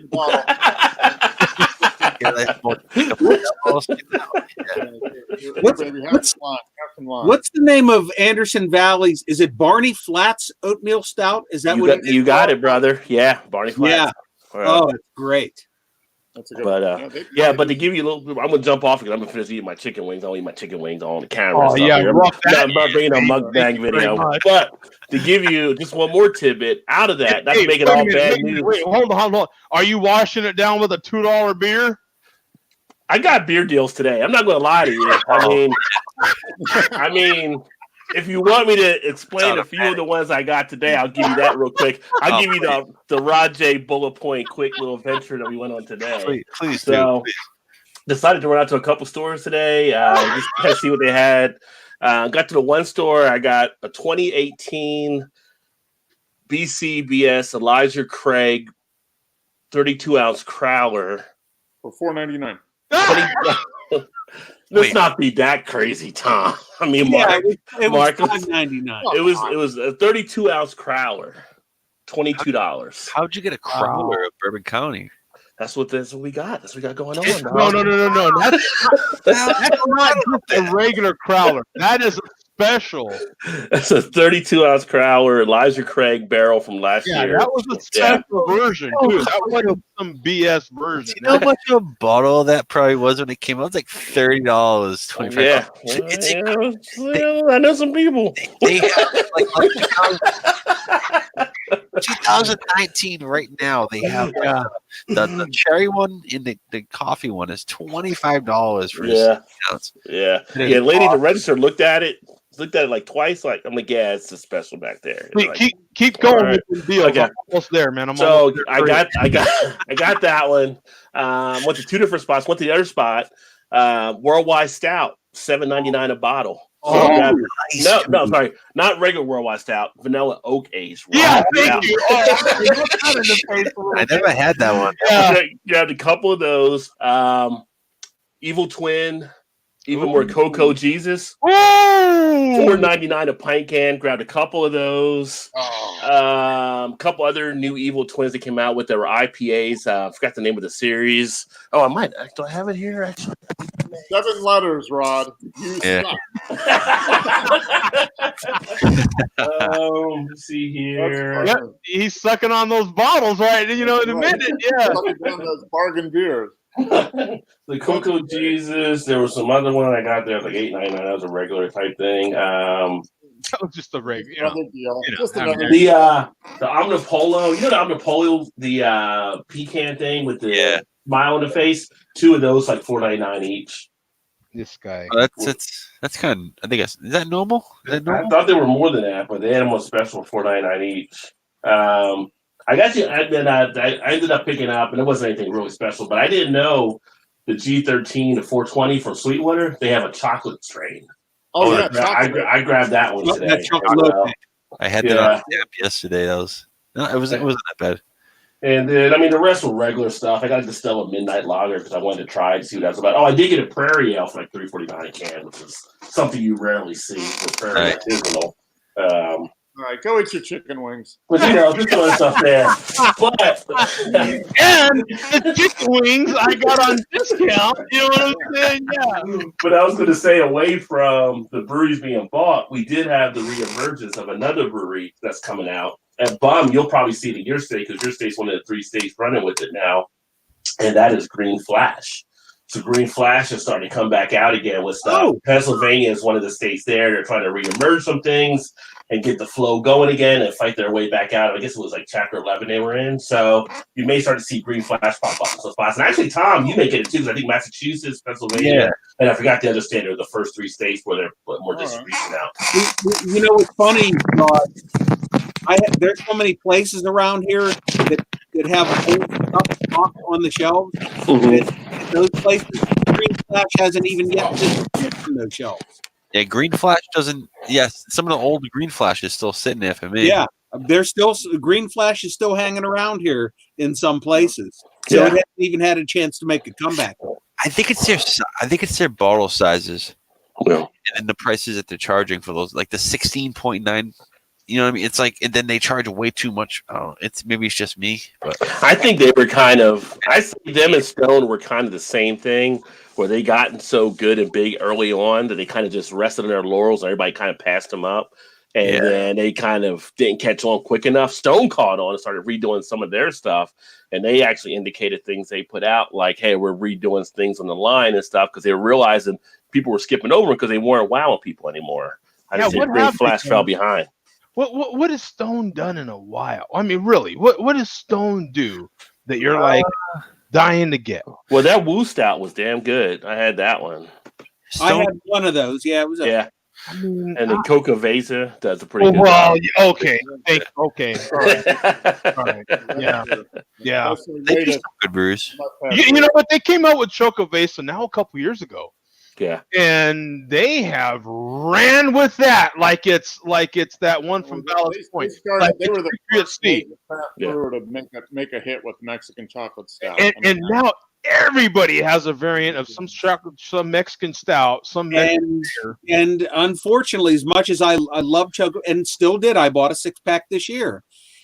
Other brewers, and you know, Mark, have surpassed. Yeah. They've done better versions of that. Well, Like that on that Imperial note, though, they're doing it just like Ballast Point. They're having all these different variants now at Chocovesa. At least I can get them, and it's flipping awesome. Yeah. I mean, Yeah, I know they got the char one here now. I haven't had it yet, but I saw that was out. Yeah. You're saying you're comparing it to Victory at Sea, but there haven't been that many variants of Chocovesa. There was the charred version in the big bottles, but they don't have variants on that the way Victory at Sea. Yeah, but that beer, that style caught fire. Yeah. It just caught fire. You had Stone, you had Mother Earth, and you had who's the other one that I like too? Stone, Mother Earth, and someone else all came out with those Mexican-ish styles. My personal favorite, and I gave one of these to Mark last year, was the Imperial Mayan from Odd Side.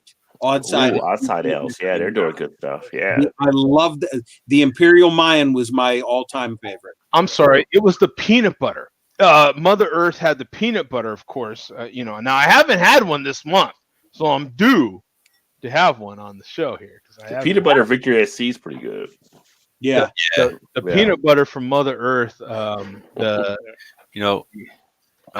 forgetting the name of it. How am I forgetting the name of that stupid beer? I've probably had it 200 times. Syntax. Jesus. Dear God, how did I forget the name of that beer? Isn't that something? Like, you have your drive to work, right? Or your drive home, and you pass this damn place every day, and if someone asks you the name of it, you're like, you're looking down. How do you expect me to know the name of it? I pass it every day. What do you think? I'm looking at it? You know what I'm saying? Like, what do you think? I look in there, I stop off in there and buy something from there every day. How do you expect me to know the name? You know what I'm saying? Like, oh my God. It's crazy, isn't it? Like the place you go to the most, it could be a place that you stop off, you get something on your way home from there every day. They know your name when you walk in there. Norm, right? And you're like, and someone asks you, hey, what's the name of that place? Damn. Yeah, Joe, we call that a senior moment. And that's when it hits you, right? Like, oh boy, I might be a old MF, right? Well, I'm gonna jump off, guys. Just wanted to jump in for a second. Oh, one more thing for Joe, because this is for Joe, because I know his love of him. Here it comes. As we were talking about Ballast Point, at one point, I don't know if they'll do it again or not, but Victory at Sea, they did make an Oreo variant. Oh, if you pull it up on Untappd, you will see an Oreo variant for Ballast Point. So if there's one that Joe might want to hunt down, that might be the one, because we know his fascination and love for the Oreos. Oh, there is an Oreo. You know what? I almost take full responsibility for this, because how many years ago, Mark, did I start the Oreo pairing? It's easily almost the whole. I feel like it's 10 years ago. Yeah, that's a long time. Literally, people were calling me crazy for pairing cookies, and it happened to be Oreos. Yeah. It just happened to be Oreos. And it was one of those spur of the moment things. I happened to have Oreos, and I happened to be doing the beer, and I was like, you know what? It was one of those spur of the moment things. Yeah. And so I feel like it's my fault for all of this stuff. So I feel like Ballast Point, with all the money they made from their recent sale, should send me some of this stuff.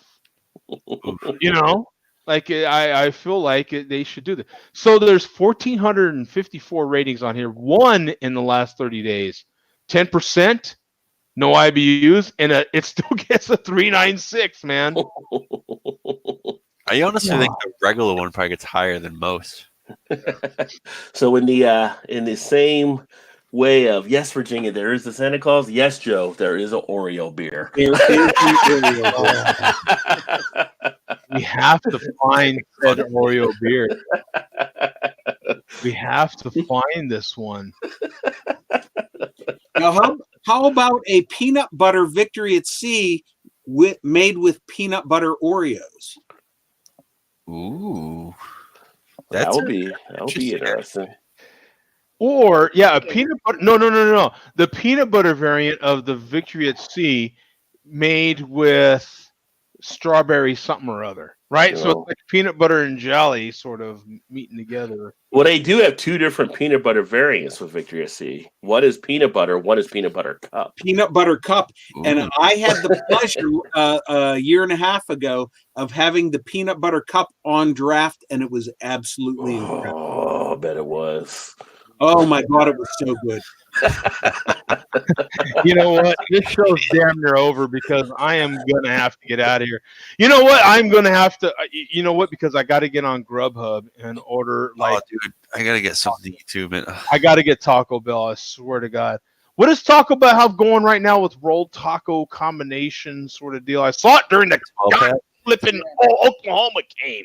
I was watching the Oklahoma game, and they put this Grubhub Taco Bell delivery with the stupid rolled tacos in my head.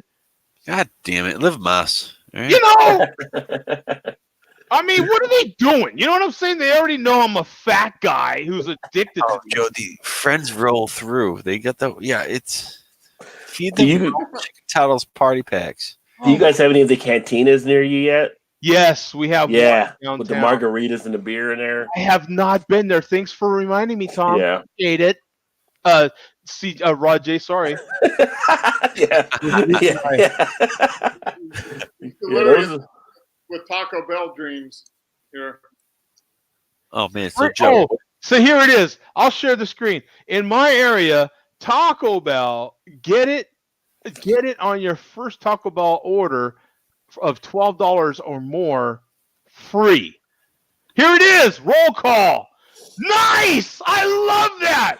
Rolled chicken tacos are back. Roll call. You get it? Wink, wink.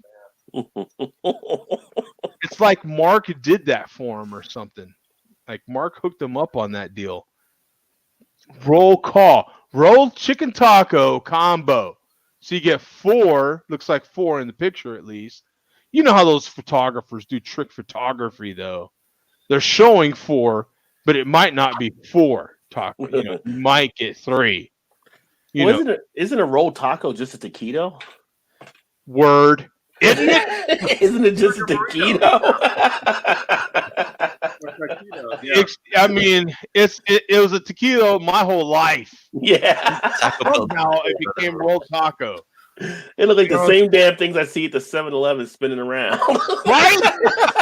The QT, I go to the QT and don't get the ones that are above the line because they're not ready yet. Isn't that basically what Taco Bell is? Convenience food. It's basically a QT. You just don't see it until you get it in your bag. Basically a QT because all they do is have it on the rollers in the background when you drive to the drive-thru, and you don't see it. So you're getting 8. Okay, wait a minute. There's a big discrepancy here. You've got 820 calories to 1,240 calories for 4 rolled tacos and some sour cream and cheese sauce. Wait, how many calories? You can get up to 1,240. But depending on your soda, because if you get a diet, you got less calories. Wow. Depending on your drink. Yeah. Or if you're using sauces, probably. I was have a diet with your bad food. Okay, yeah, okay. Well, you could use this as a lever right here because you've got 330 calories to 330 for 2 chicken tacos, right? 2 rolled chicken tacos is 330. So it's basically 660 calories for 4 of these rolled tacos. So where does that extra? The extra is like you said, Rod. The drink, and then they gave you like a sour cream or something with the 4. Yeah. One with You the don't 2, want they give you just the cheese sauce or whatever. The 330 includes 1 cheese sauce. Yeah. So screw that drink and the sour cream sauce because man, look at that. Yeah, but you gotta, like, how fast are you throwing one of them down though? Well, just go down to the bottom, get the party pack, and just knock it all out. Okay, the party pack, you get rolled chicken tacos party pack. 6 rolled chicken tacos, 1 spicy ranch dip, 1 guacamole dip, 6 crunchy tacos, and 1 nacho cheese dip. My cheese dip, not your cheese dip. And okay, this is a humongous discrepancy here. 60, you get 60 calories all the way up to 820. Now, where is the 60 start? Is The 60 cent. I'm just gonna have the nacho cheese, please. That's all.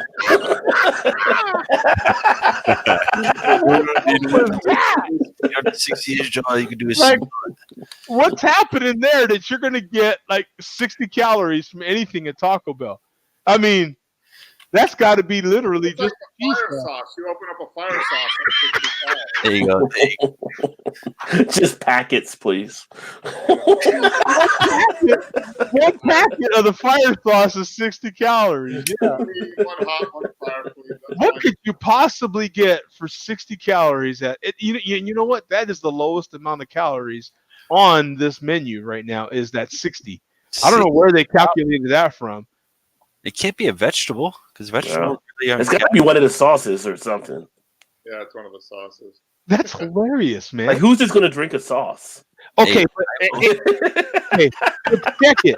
Who's there for the anorexic menu? Check this. So you're gonna get 6 rolled tacos, 6 crunchy tacos, and 3 dips for a maximum of 820 calories versus 4 rolled tacos, 2 dips, and a Coke for 1,240 calories. How big are these bad boys? Joe, no calories, energy. Energy. Thank you, Bum, for having. Well, if you get a large Coke, probably, I guess, sugar, all that stuff. 32 ounce would be a large Coke, so you could have. Wow. Yeah. That's insane, man. That's a lot of energy. But if you're at Taco Bell, are you really counting calories anyway? Most people aren't. They go to Taco Bell. If you're at that point in your life when you're at Taco Bell drive-thru at midnight, you're not necessarily worried about those sorts of things, right? Yeah. I want as much cheese as possible. Matter of fact, you're in that market that is like, yo, I need extra cheese. Yeah. You're that guy, right? You're in that market where you're like, you know what? I can afford it. I'm already there, and I'm trying to maintain all of this. You might as well get the chips. What is the chips grande? That's funny. Oh man, that is hilarious. Yes. Yeah, we have. You're welcome, Taco Bell. We covered your whole flipping new menu right now. You're welcome. That is awesome. That's pretty Grubhub funny. your way to Taco Bell right now, and that's probably why we haven't seen the Prophet on here, because he's already at Taco Bell. He already had his. Oh yeah, Herb. Hey Joe, how much do you pay more than you would pay when you use Grubhub? Oh, I've never used Grubhub. Literally Or you wouldn't use anything. every food delivery I have used Uber. So how much do you pay? How much do you pay? Say like it's your order is $20. How much are you paying overall? Like, say you went there and it cost you $20 if you went by yourself. Oh, I can almost tell you. Okay, there was an order that I just ordered last weekend. I use Uber because I get the points. So no matter, Uber's nice because if I get a ride or if my food's getting a ride, I get points. So That's what I like about Uber. But in any case, and so my level has gone up as well. So Shit. my delivery, the higher your color level, yeah, they're racist. The higher your color level.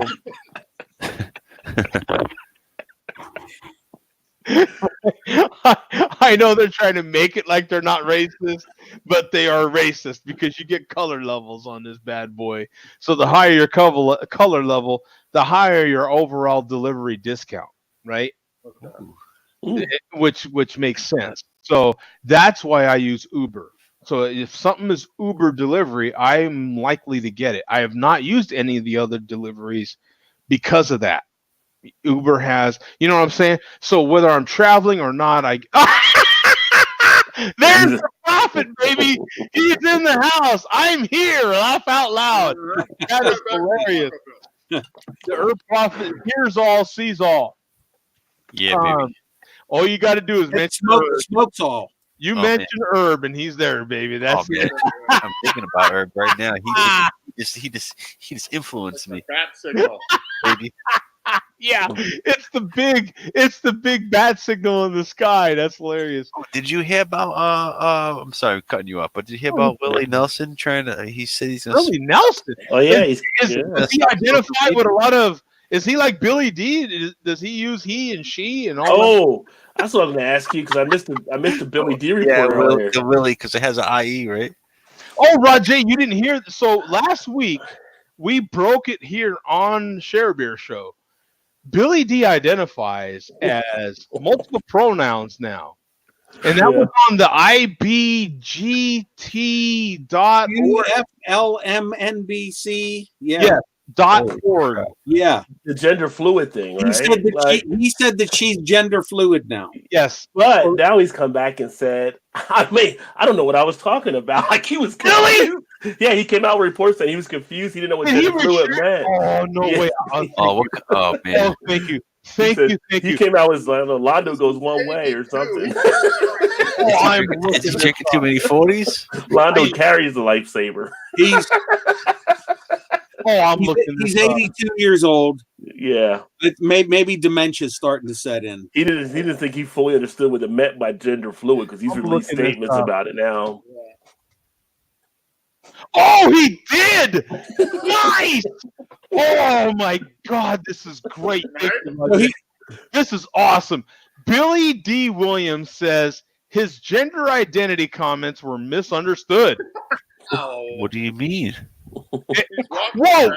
Quote, what the hell is gender fluid? The quote, Star Wars star actor clarified previous comments that were misconstrued as his identifying as both male and female. That is hilarious. Wow. So he was like, oh no, it was misunderstood. A week before his interview with the Undefeated, Esquire ran an article in which the actor said, quote, I think of myself as a relatively colorful character who doesn't take himself or herself too seriously. Unquote. That seems pretty straightforward to me.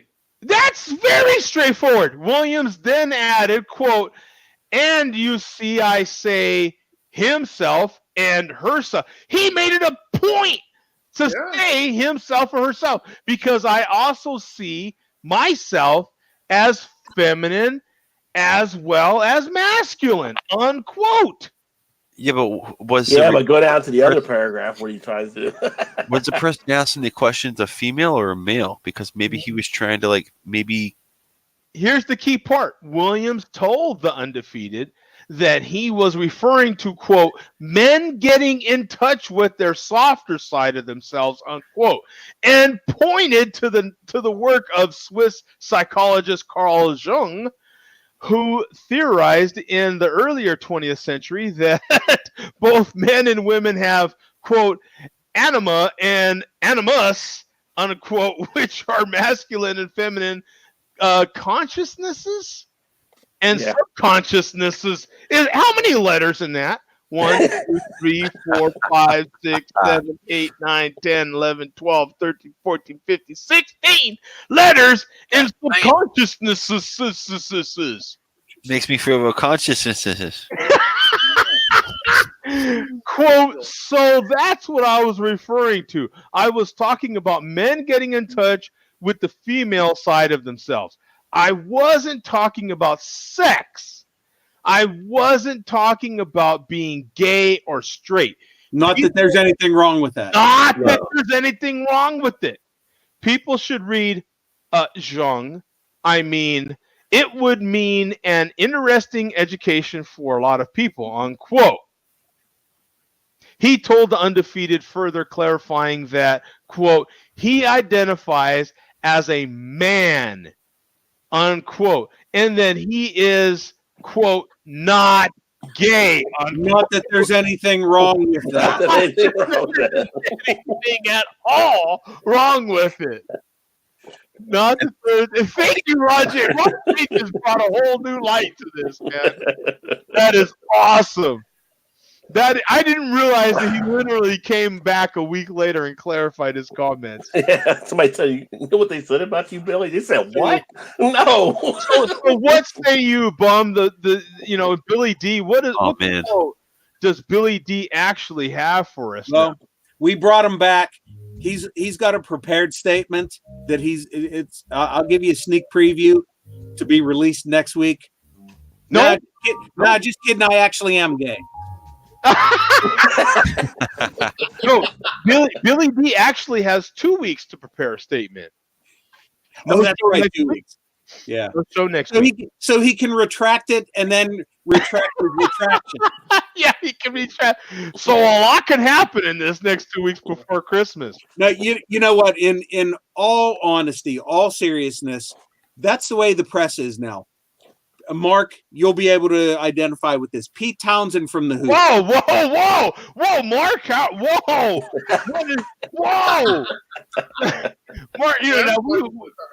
That's what's okay. really happening here? What do you, Mark? Do you have something to say, Mark? I've always been in touch with my feminine side.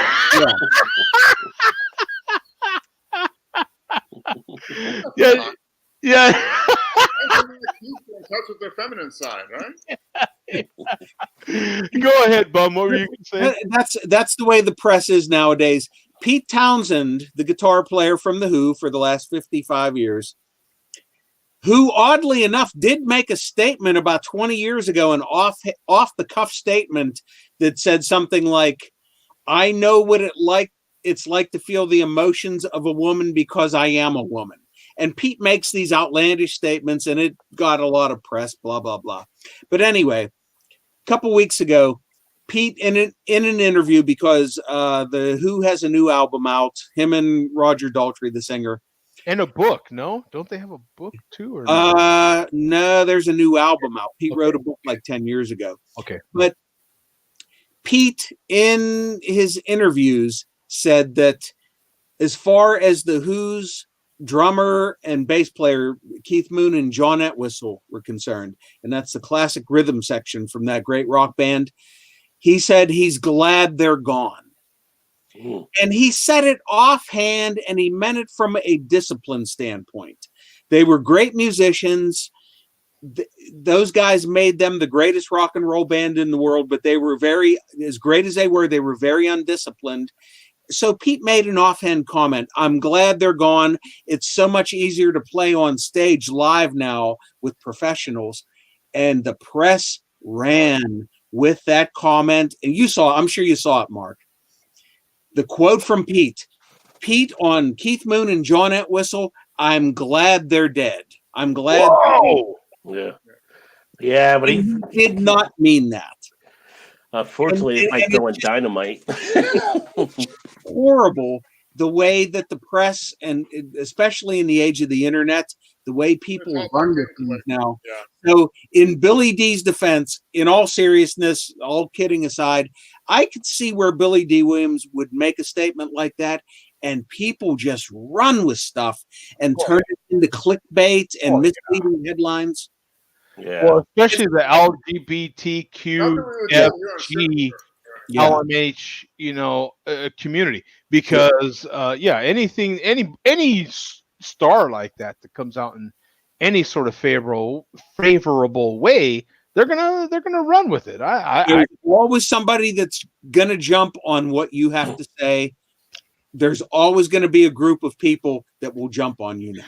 Hey, if we want to run with something, I came out as a lesbian years ago. No. You know what I'm saying? I fully supported you on that, Joe. And I appreciate your support, because it was amazing.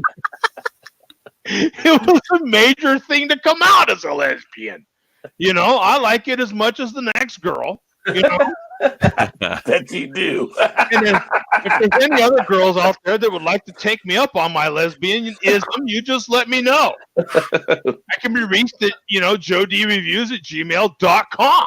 And Joe, I realize that now every straight male is coming out as a lesbian, but that was a very brave thing for you to do back in 2016. It was extremely brave. Are you kidding me? There wasn't many of us coming out as lesbians then, And that was a great segue into the music segment of this show, which is very long, by the way. So if anybody has to go, Roger, I'm gonna jump off so I can finish eating these wings. I'm gonna heat them back up again. But speaking of the Who, this is the anniversary weekend of that concert that happened in Cincinnati with that's right. So they've been doing all this stuff here 40 years ago. Good God, hey, he's just jumping in, breaking all kinds of stuff. Somebody needs to break off something in this. I'm watching Clemson and Virginia. They're just getting destroyed right now. So Virginia needs to break off something. Yeah. But you got to know Clemson was going to beat them anyway. You know what, Rod? Not to keep you on here, but thank you for mentioning that. Oh, you're welcome. Another typical example of Pete Townsend just saying whatever he feels like saying. Back then, after that concert happened, he did an interview with Rolling Stone, and he caught so much hell back then. And now, the way things are, his career would have been over. But he was talking about how the band back then had to put on this front. They called it tour armor. We don't care what happens around us. We're on tour. We're going to do what we do, and we don't care what happens around us. And he made an offhanded comment to Rolling Stone about the kids who died in that show. And he was like, we did everything that we thought we should do, all the stupid cliched flowers and stuff. When people are dead, they're dead. And wow, he didn't mean it that way, but he said it, and he caught so much shit for that. Yeah. And he didn't mean it that way. And these crazy creative people, they think so deeply. I can see where he would say something like that. Yeah. But he didn't mean it meanly, but that's what, Yeah, I mean, they've been having like some of the different Who stuff from back then, but they never really brought that up, about with him saying any comments, but they've been doing anniversary type stuff and things like that. They've been showing on TV specials, and people that were there that got out, obviously they're getting interviewed on what it was like that night and stuff. Yeah. But, the families of the victims of that show, they were just about ready to reach a friendly settlement with the band and the promoters and everything. And then Pete's comments showed up in Rolling Stone, and that ended those settlements because of his comments. And he meant nothing bad by it, obviously. Well, thanks, Jay. Thank you. I don't want to hold you up, brother. I appreciate you gave. I missed you. I missed you guys. I haven't been in a while, so it's good to see you guys. We appreciate it. Hey, as a brother from the big community there. I don't want to keep you from what really counts, though. Brother. I feel kind of sad rolling out now because now Coach is coming on and the ballhead guys are running shit. You know what I'm saying? No. Not Coach, the real Joe D. The real Joe D. So the ballhead fellas are running shit. So I don't know what's wrong with you other guys, but there's been reports written about how women find balded men more sexy. I'm just saying.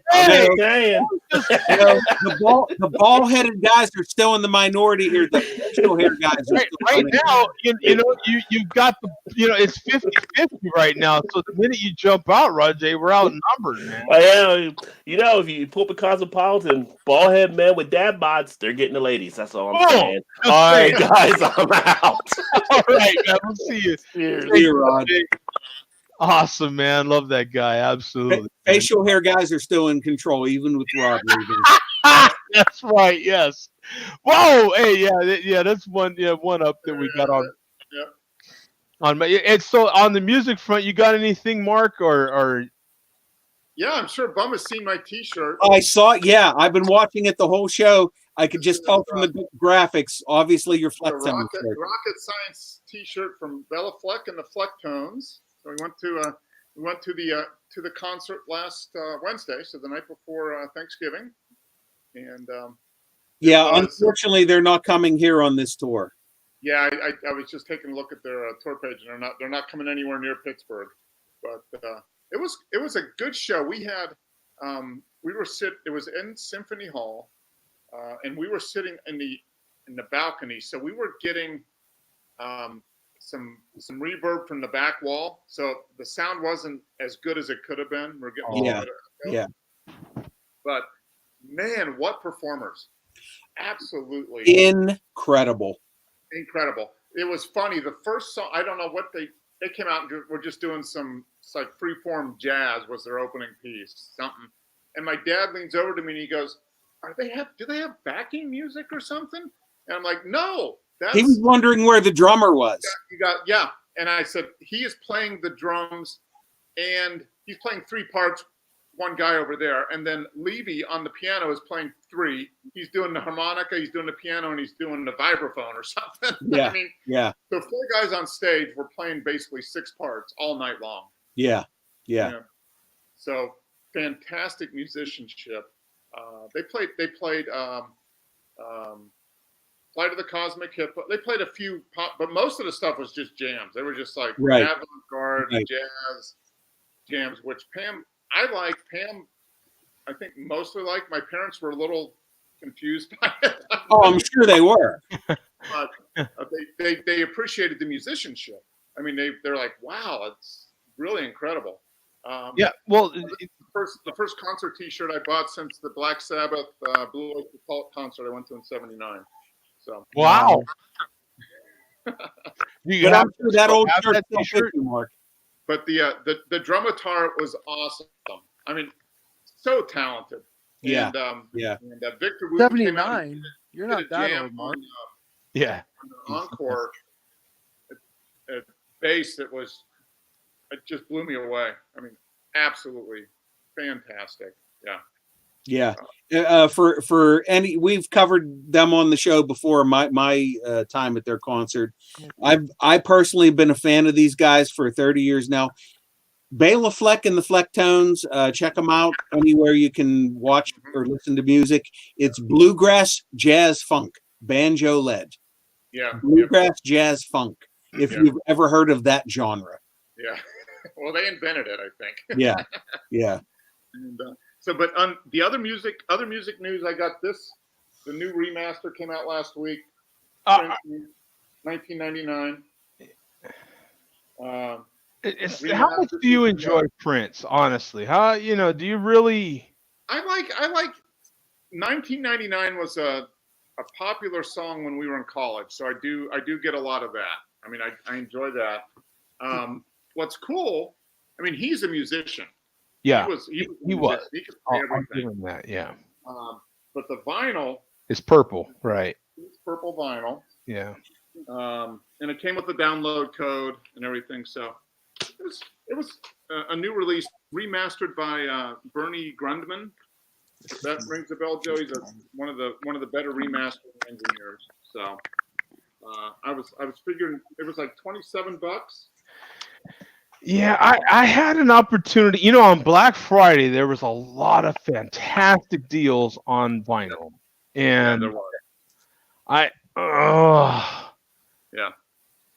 The whole Prince catalog was really on sale. It really was.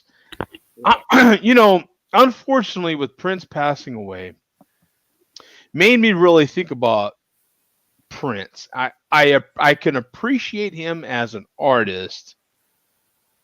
I'm not, particularly crazy. Now, with that in mind, though, he was putting out new cassettes, He was one of the few artists that's putting out new. You can order a new Prince cassette. Her.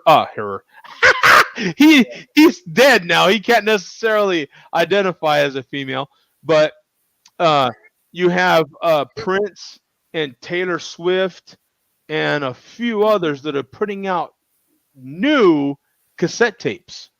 I bought Prince's. He's one of the few artists that I've bought a brand new recent cassette tape. Other than that, I literally have no desire to have Prince in my catalog. This is the only Prince album we have. Yeah. And there's a few good songs on here. Yeah, there is. It's supposed to be an audiophile quality mastering and recording, so that's what I'm really interested in. You know what gets me is the like that whole era, that 80s. You know it. Boy, it's you know, it has a lot to be desired, doesn't it? Like, Joe, are you talking musically or production wise? Because a lot of that 80s stuff, and I'm not talking Prince, but right. There's so much music from the 80s. When you listen to it, the moment you hear it, you're like, this is from the 80s, because the sound is so dated. The production's horrible. It's hard. You know what? There was a whole time in the 80s when literally they did not give 5 rips about the quality. They just were putting out hits. They just wanted to put it out there no matter, and they compromised the audio quality. Well, back so then, many fantastic artists, and this is the shame of it, because now that I wouldn't consider myself an audiophile, but I'm really into high quality music. I really enjoy it. And there's certain particular artists that are black specifically that you just cannot get high resolving copies of their music. You take someone like Sade, try to find a high quality copy of Sade's music. As big as she was, it wasn't a priority. Luther Vandross was the remastering by Bernie Grundman was, they had good quality tapes, but the production was so poor on it when they pushed it out. So this one is supposed to be, fingers crossed, a better quality mastering from the original tapes. Now we have Rajay. He's still in the chat. He's just his hands are full of chicken grease. I have the Prince Purple. I have the Prince Purple release from back in the day with Purple Rain on one side and God on the other. Now, and I wanted to bring up music specifically when Rajay was in here because people don't know Rajay was a DJ, so he has that big vinyl plus music thing going. So thank you for Rajay for chiming in there. But it's a shame because there's that whole era, and almost no matter what genre you're in, I'm picking on a specific part because that one's close to my heart. But there just wasn't a lot of high quality coming out of there. You know what I'm saying? And it's amazing because you can go back to the 50s, and maybe by pure accident, but some of those recordings, 50s, 60s, even into the 70s, high quality, man. And there's something that fell off in the 80s where they were just like, give me a hit. Give me a hit. Mark will back me up on this. Some of the jazz stuff that was recorded in the 50s, sound quality. Oh, it's phenomenal. Still sounds. Oh, phenomenal. I mean, great today. Yeah. You can't believe it was recorded in the 50s. No, they were paying attention to the quality of what they were getting. Yeah. But like you said, when you were dealing in pop music, 60s into the 80s, when you were dealing in pop music and you were a machine that was cranking out stuff for people to buy, you didn't care about sound quality. Oh, give me a hit. And what happened in the 80s, I think, was they started doing all the production where they just started compressing everything. So that yes. On your car radio, that type of thing. Which just kills the range of the It's almost like the easier you're able to listen to the music the less quality it is. Yeah. And it was the Throughout time. age of these big experimental things. There was a lot of experimental things happening with audio back then. It was just getting into digital too, digital recording, digital mixing. All the synthesizers. That's really when it hit. Was Right. really- You had all these sort of things happening. You had AM stereo was a big thing that was happening. Well, yeah, that was brief. Yeah. But a lot of these things were brief. You had super audio CDs were brief. A lot of these things Yeah. were experimental and very brief. Mhm. But if you were one of those few artists that got in on those SACDs, now those things are in high demand, man. You know what I'm saying? And those are some of the few recordings that are in high quality. They were, Yeah. you know, And it was really dependent on the artist. There were some artists, and I think Prince was one of them, that he was a perfectionist, Mm. and he wanted, but he made some he gave in, I think, on a little bit to get stuff pushed out. But I think, if you get a good quality remastering, I think you'll be okay. But things are a little greasy right now. Yeah. and we have French Haas in here, beer reviews. Hey guys, it's Scott from French Haas beer reviews. Am I saying that right? Mark, what's your shirt? It looks familiar. And Reflectones, Rocket Science, I think, is the label for this one. Yeah, that's the most recent album. And then we have Rod in here again. The 80s had a lot of focus, I think, on the works and the tracks being written, maybe more so than tech. But we went from 8-track to cassettes to CDs plus the vinyl. Yeah. And that's Mishmash. There Everything was so much happening in the 80s. That whole decade, there was a lot happening. And the one part of that format that you're forgetting as well, radio. Okay, now what a lot of us were listening to, radio was 4-track. A lot of radio was in 4-track, not 8-track.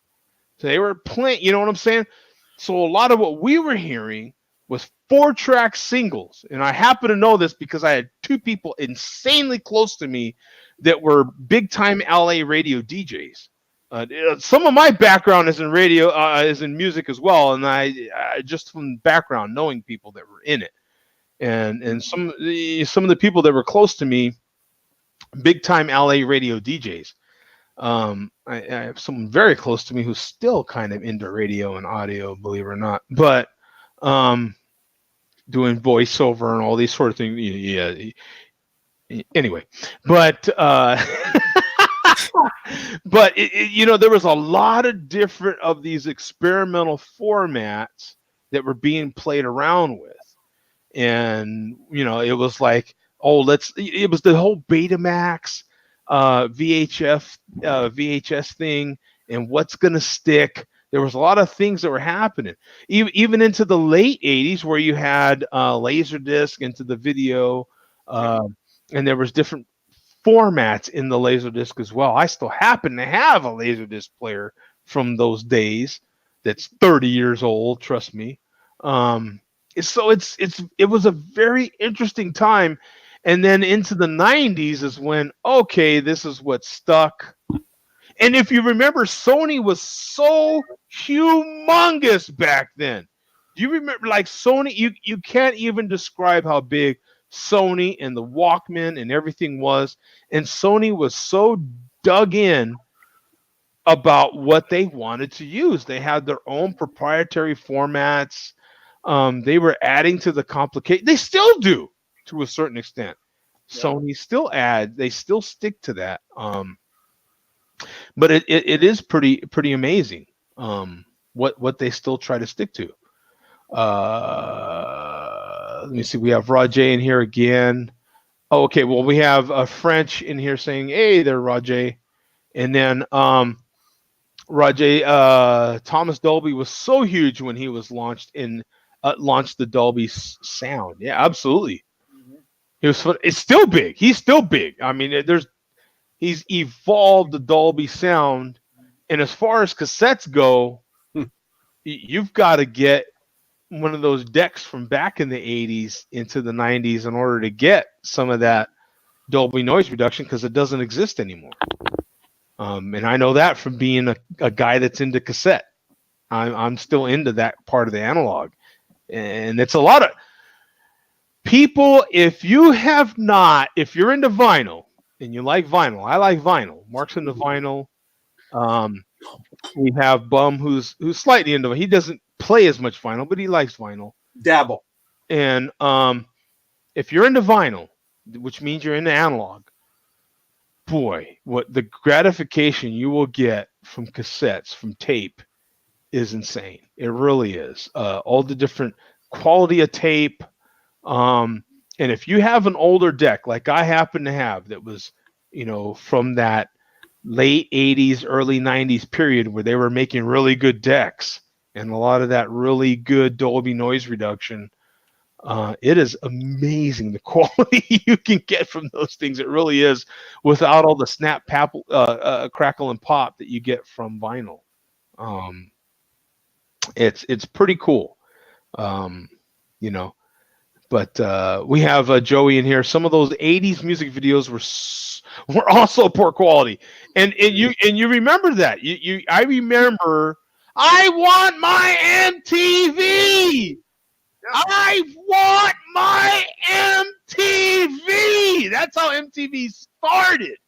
MTV started by pounding that in your face. That's how they started. I want my MTV. They literally pounded that into you. You couldn't go what felt like 5 seconds without hearing that. Right, Bum? I want my.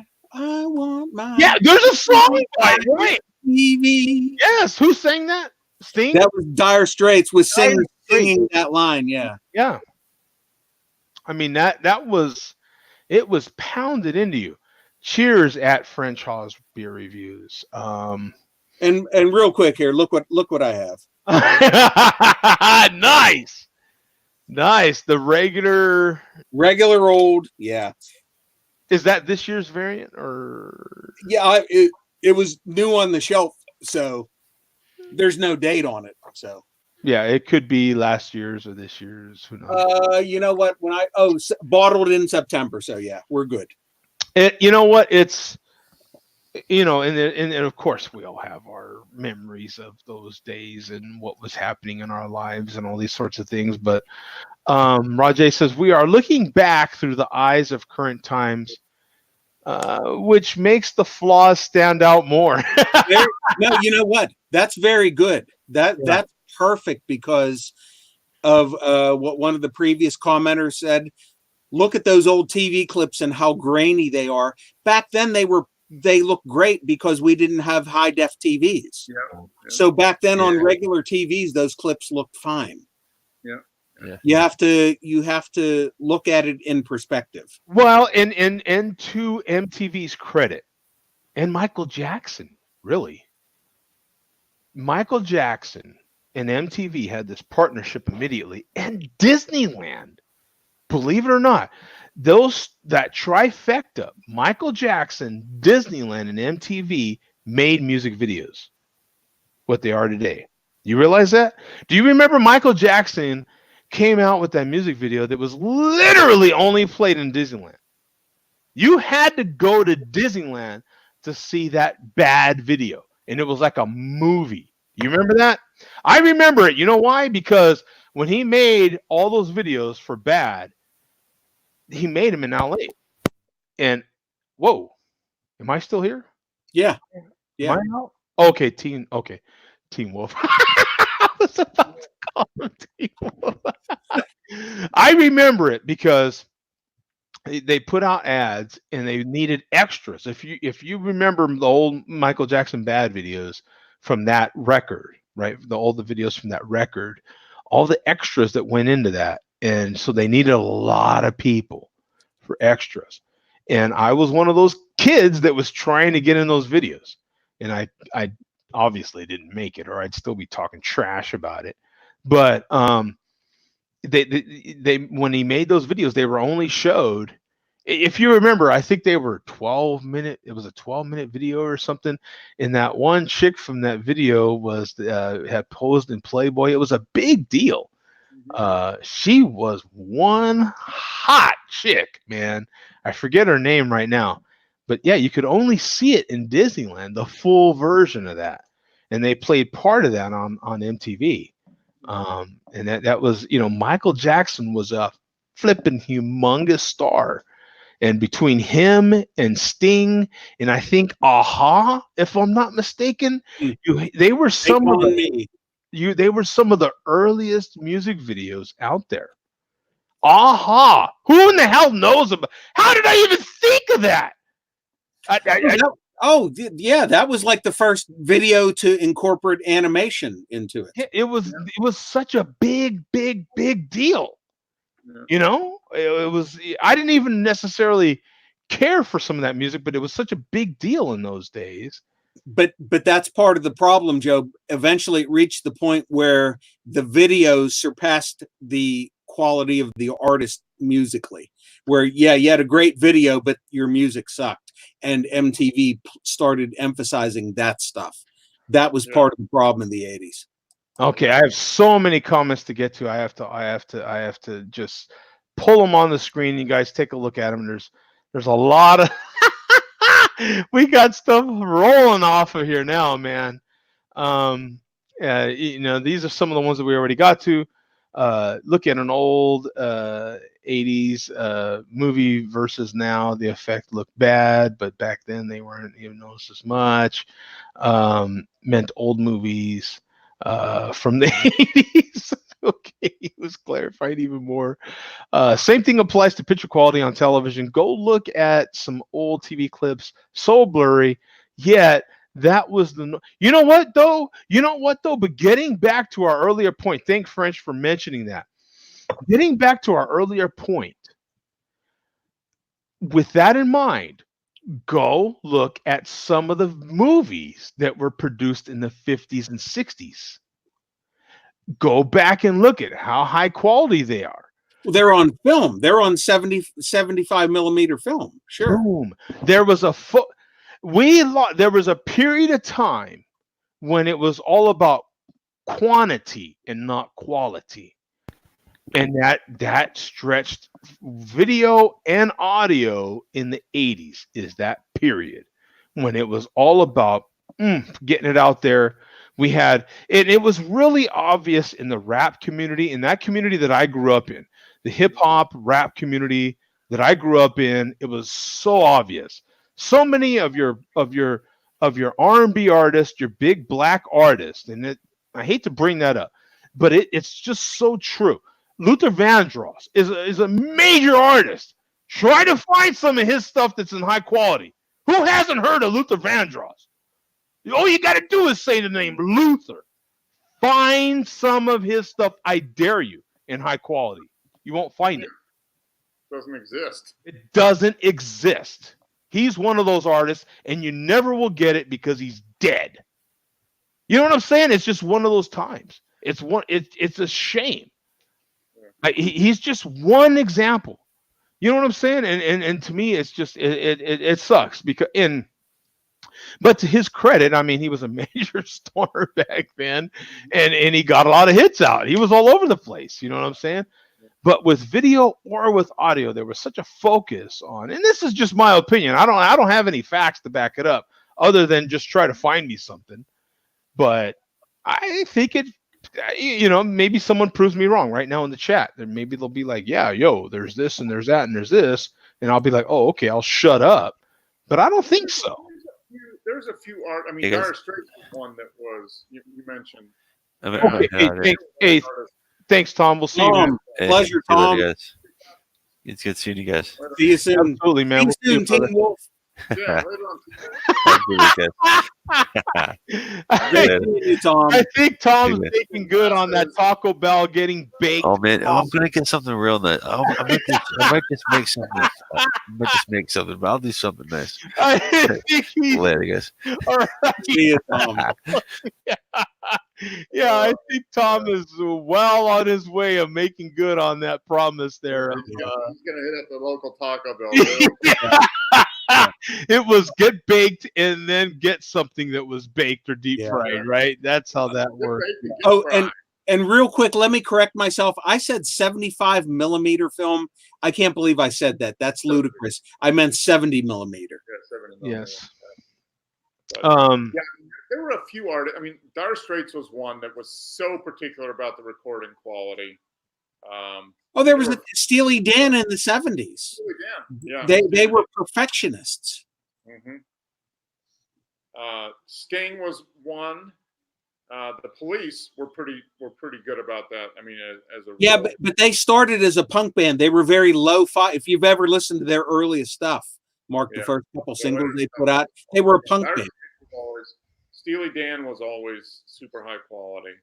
Yeah. But a lot of the 80s stuff that you remember that were hits were just run of the mill, sound good on radio, but not real quality. And then Joey says here, yeah, but some of those music videos were cringe even back then. And then Rajay, Joey, I hear you. But that may have been due to some of the people that were just high too. I know a lot of the videos that they're talking about that people cringe at now. Those were innovative back then, and that was the greatest thing to see these back then. To see your favorite artist standing there miming in front of a green screen. Yeah, corny now, but it was great back then. And this is a great reminder. Dire Straits' first MTV music video. Yeah, but they did videos before Money for Nothing. They had videos out from their second album on, I think, in '79. They did a VHS video album for their third album, Making Movies, where they did videos for those songs. Those didn't. Well, MTV didn't exist when that album came out. That was their first big MTV video. Yeah, he's bouncing back and forth here, but never seen a 12-ounce Victory at Sea. Yeah, they're always bombers. Yeah. No, regular Victory at Sea. Regular Victory at Sea is always 12-ounce. Oh, yeah, because you've got yeah. Oh. Yeah, it's the variants that are bombers. The variant, you're right. The peppermint, coconut. Yeah, thank you, bum. Yeah, wow. Yeah. And then funny, the bad video, Wesley Snipes was the leader of the game show. Wesley Snipes, man. The minute video got better, he was out. Saw the MJ show back in the day at Disney World. It was literally the only way you could see that. Yeah. And there was maybe some people just don't know that, but it's one of those Michael Jackson partnerships that happened. It's the same thing with the Beatles, right? Like, who knew Michael Jackson had control of the Beatles material, right? Wasn't that the publishing? Yeah. Yeah. I mean, it was the same thing with Disney. He had this partnership. Same thing, Steve Jobs. Steve Jobs had this partnership with Disney.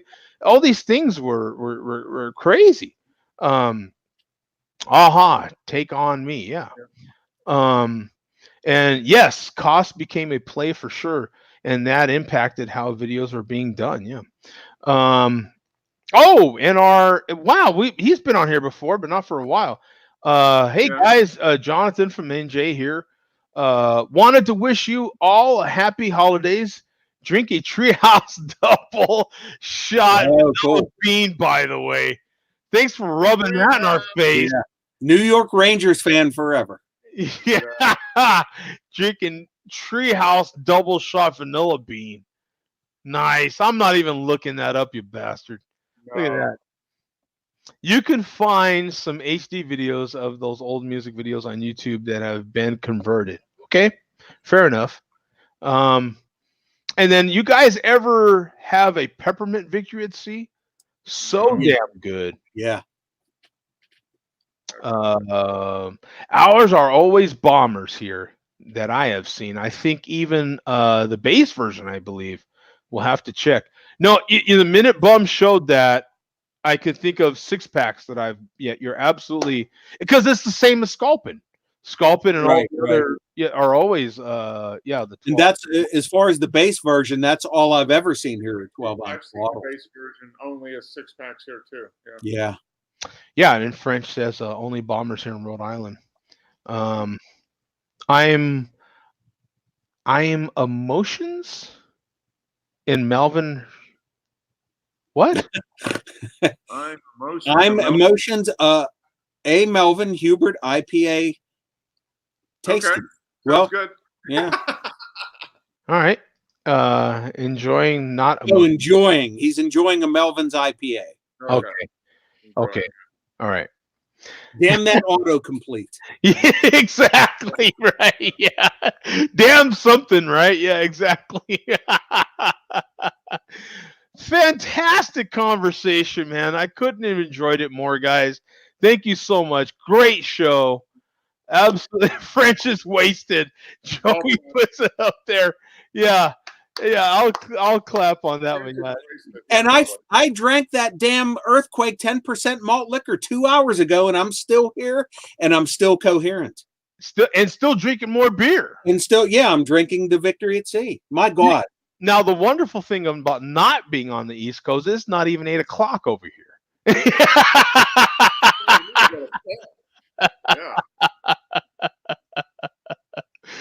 So this is it. But thank you guys for sticking with us, man. It's a great show. Yeah. To me, I take that as it was just interesting and compelling, and it just keeps everybody here. And because we have gone way long, an hour long easily. So thanks to everybody. No show next week. I've mentioned that a couple times already, but we will be back and better than ever. More shows than ever. The 20th, the 21st, the 27th, the 28th. Share a beer. Will be back and better than ever, man. Many shows for you to jump in on. Probably even a coffee show in there in between somewhere, I'm sure. So thank you guys. I appreciate all you guys, man. You guys are the greatest. Ninja versus Unicorn from Popworks in a year with Dr. Nandu from Ash. Oh, you got something in it here. All right. Yeah. I don't know. I have no idea what any of us. Hang out with her. Yeah, I don't. Yeah. The flat Earth. Anyway, thank you guys, man. Peace out. We'll see you. All right, guys. Talk to you soon.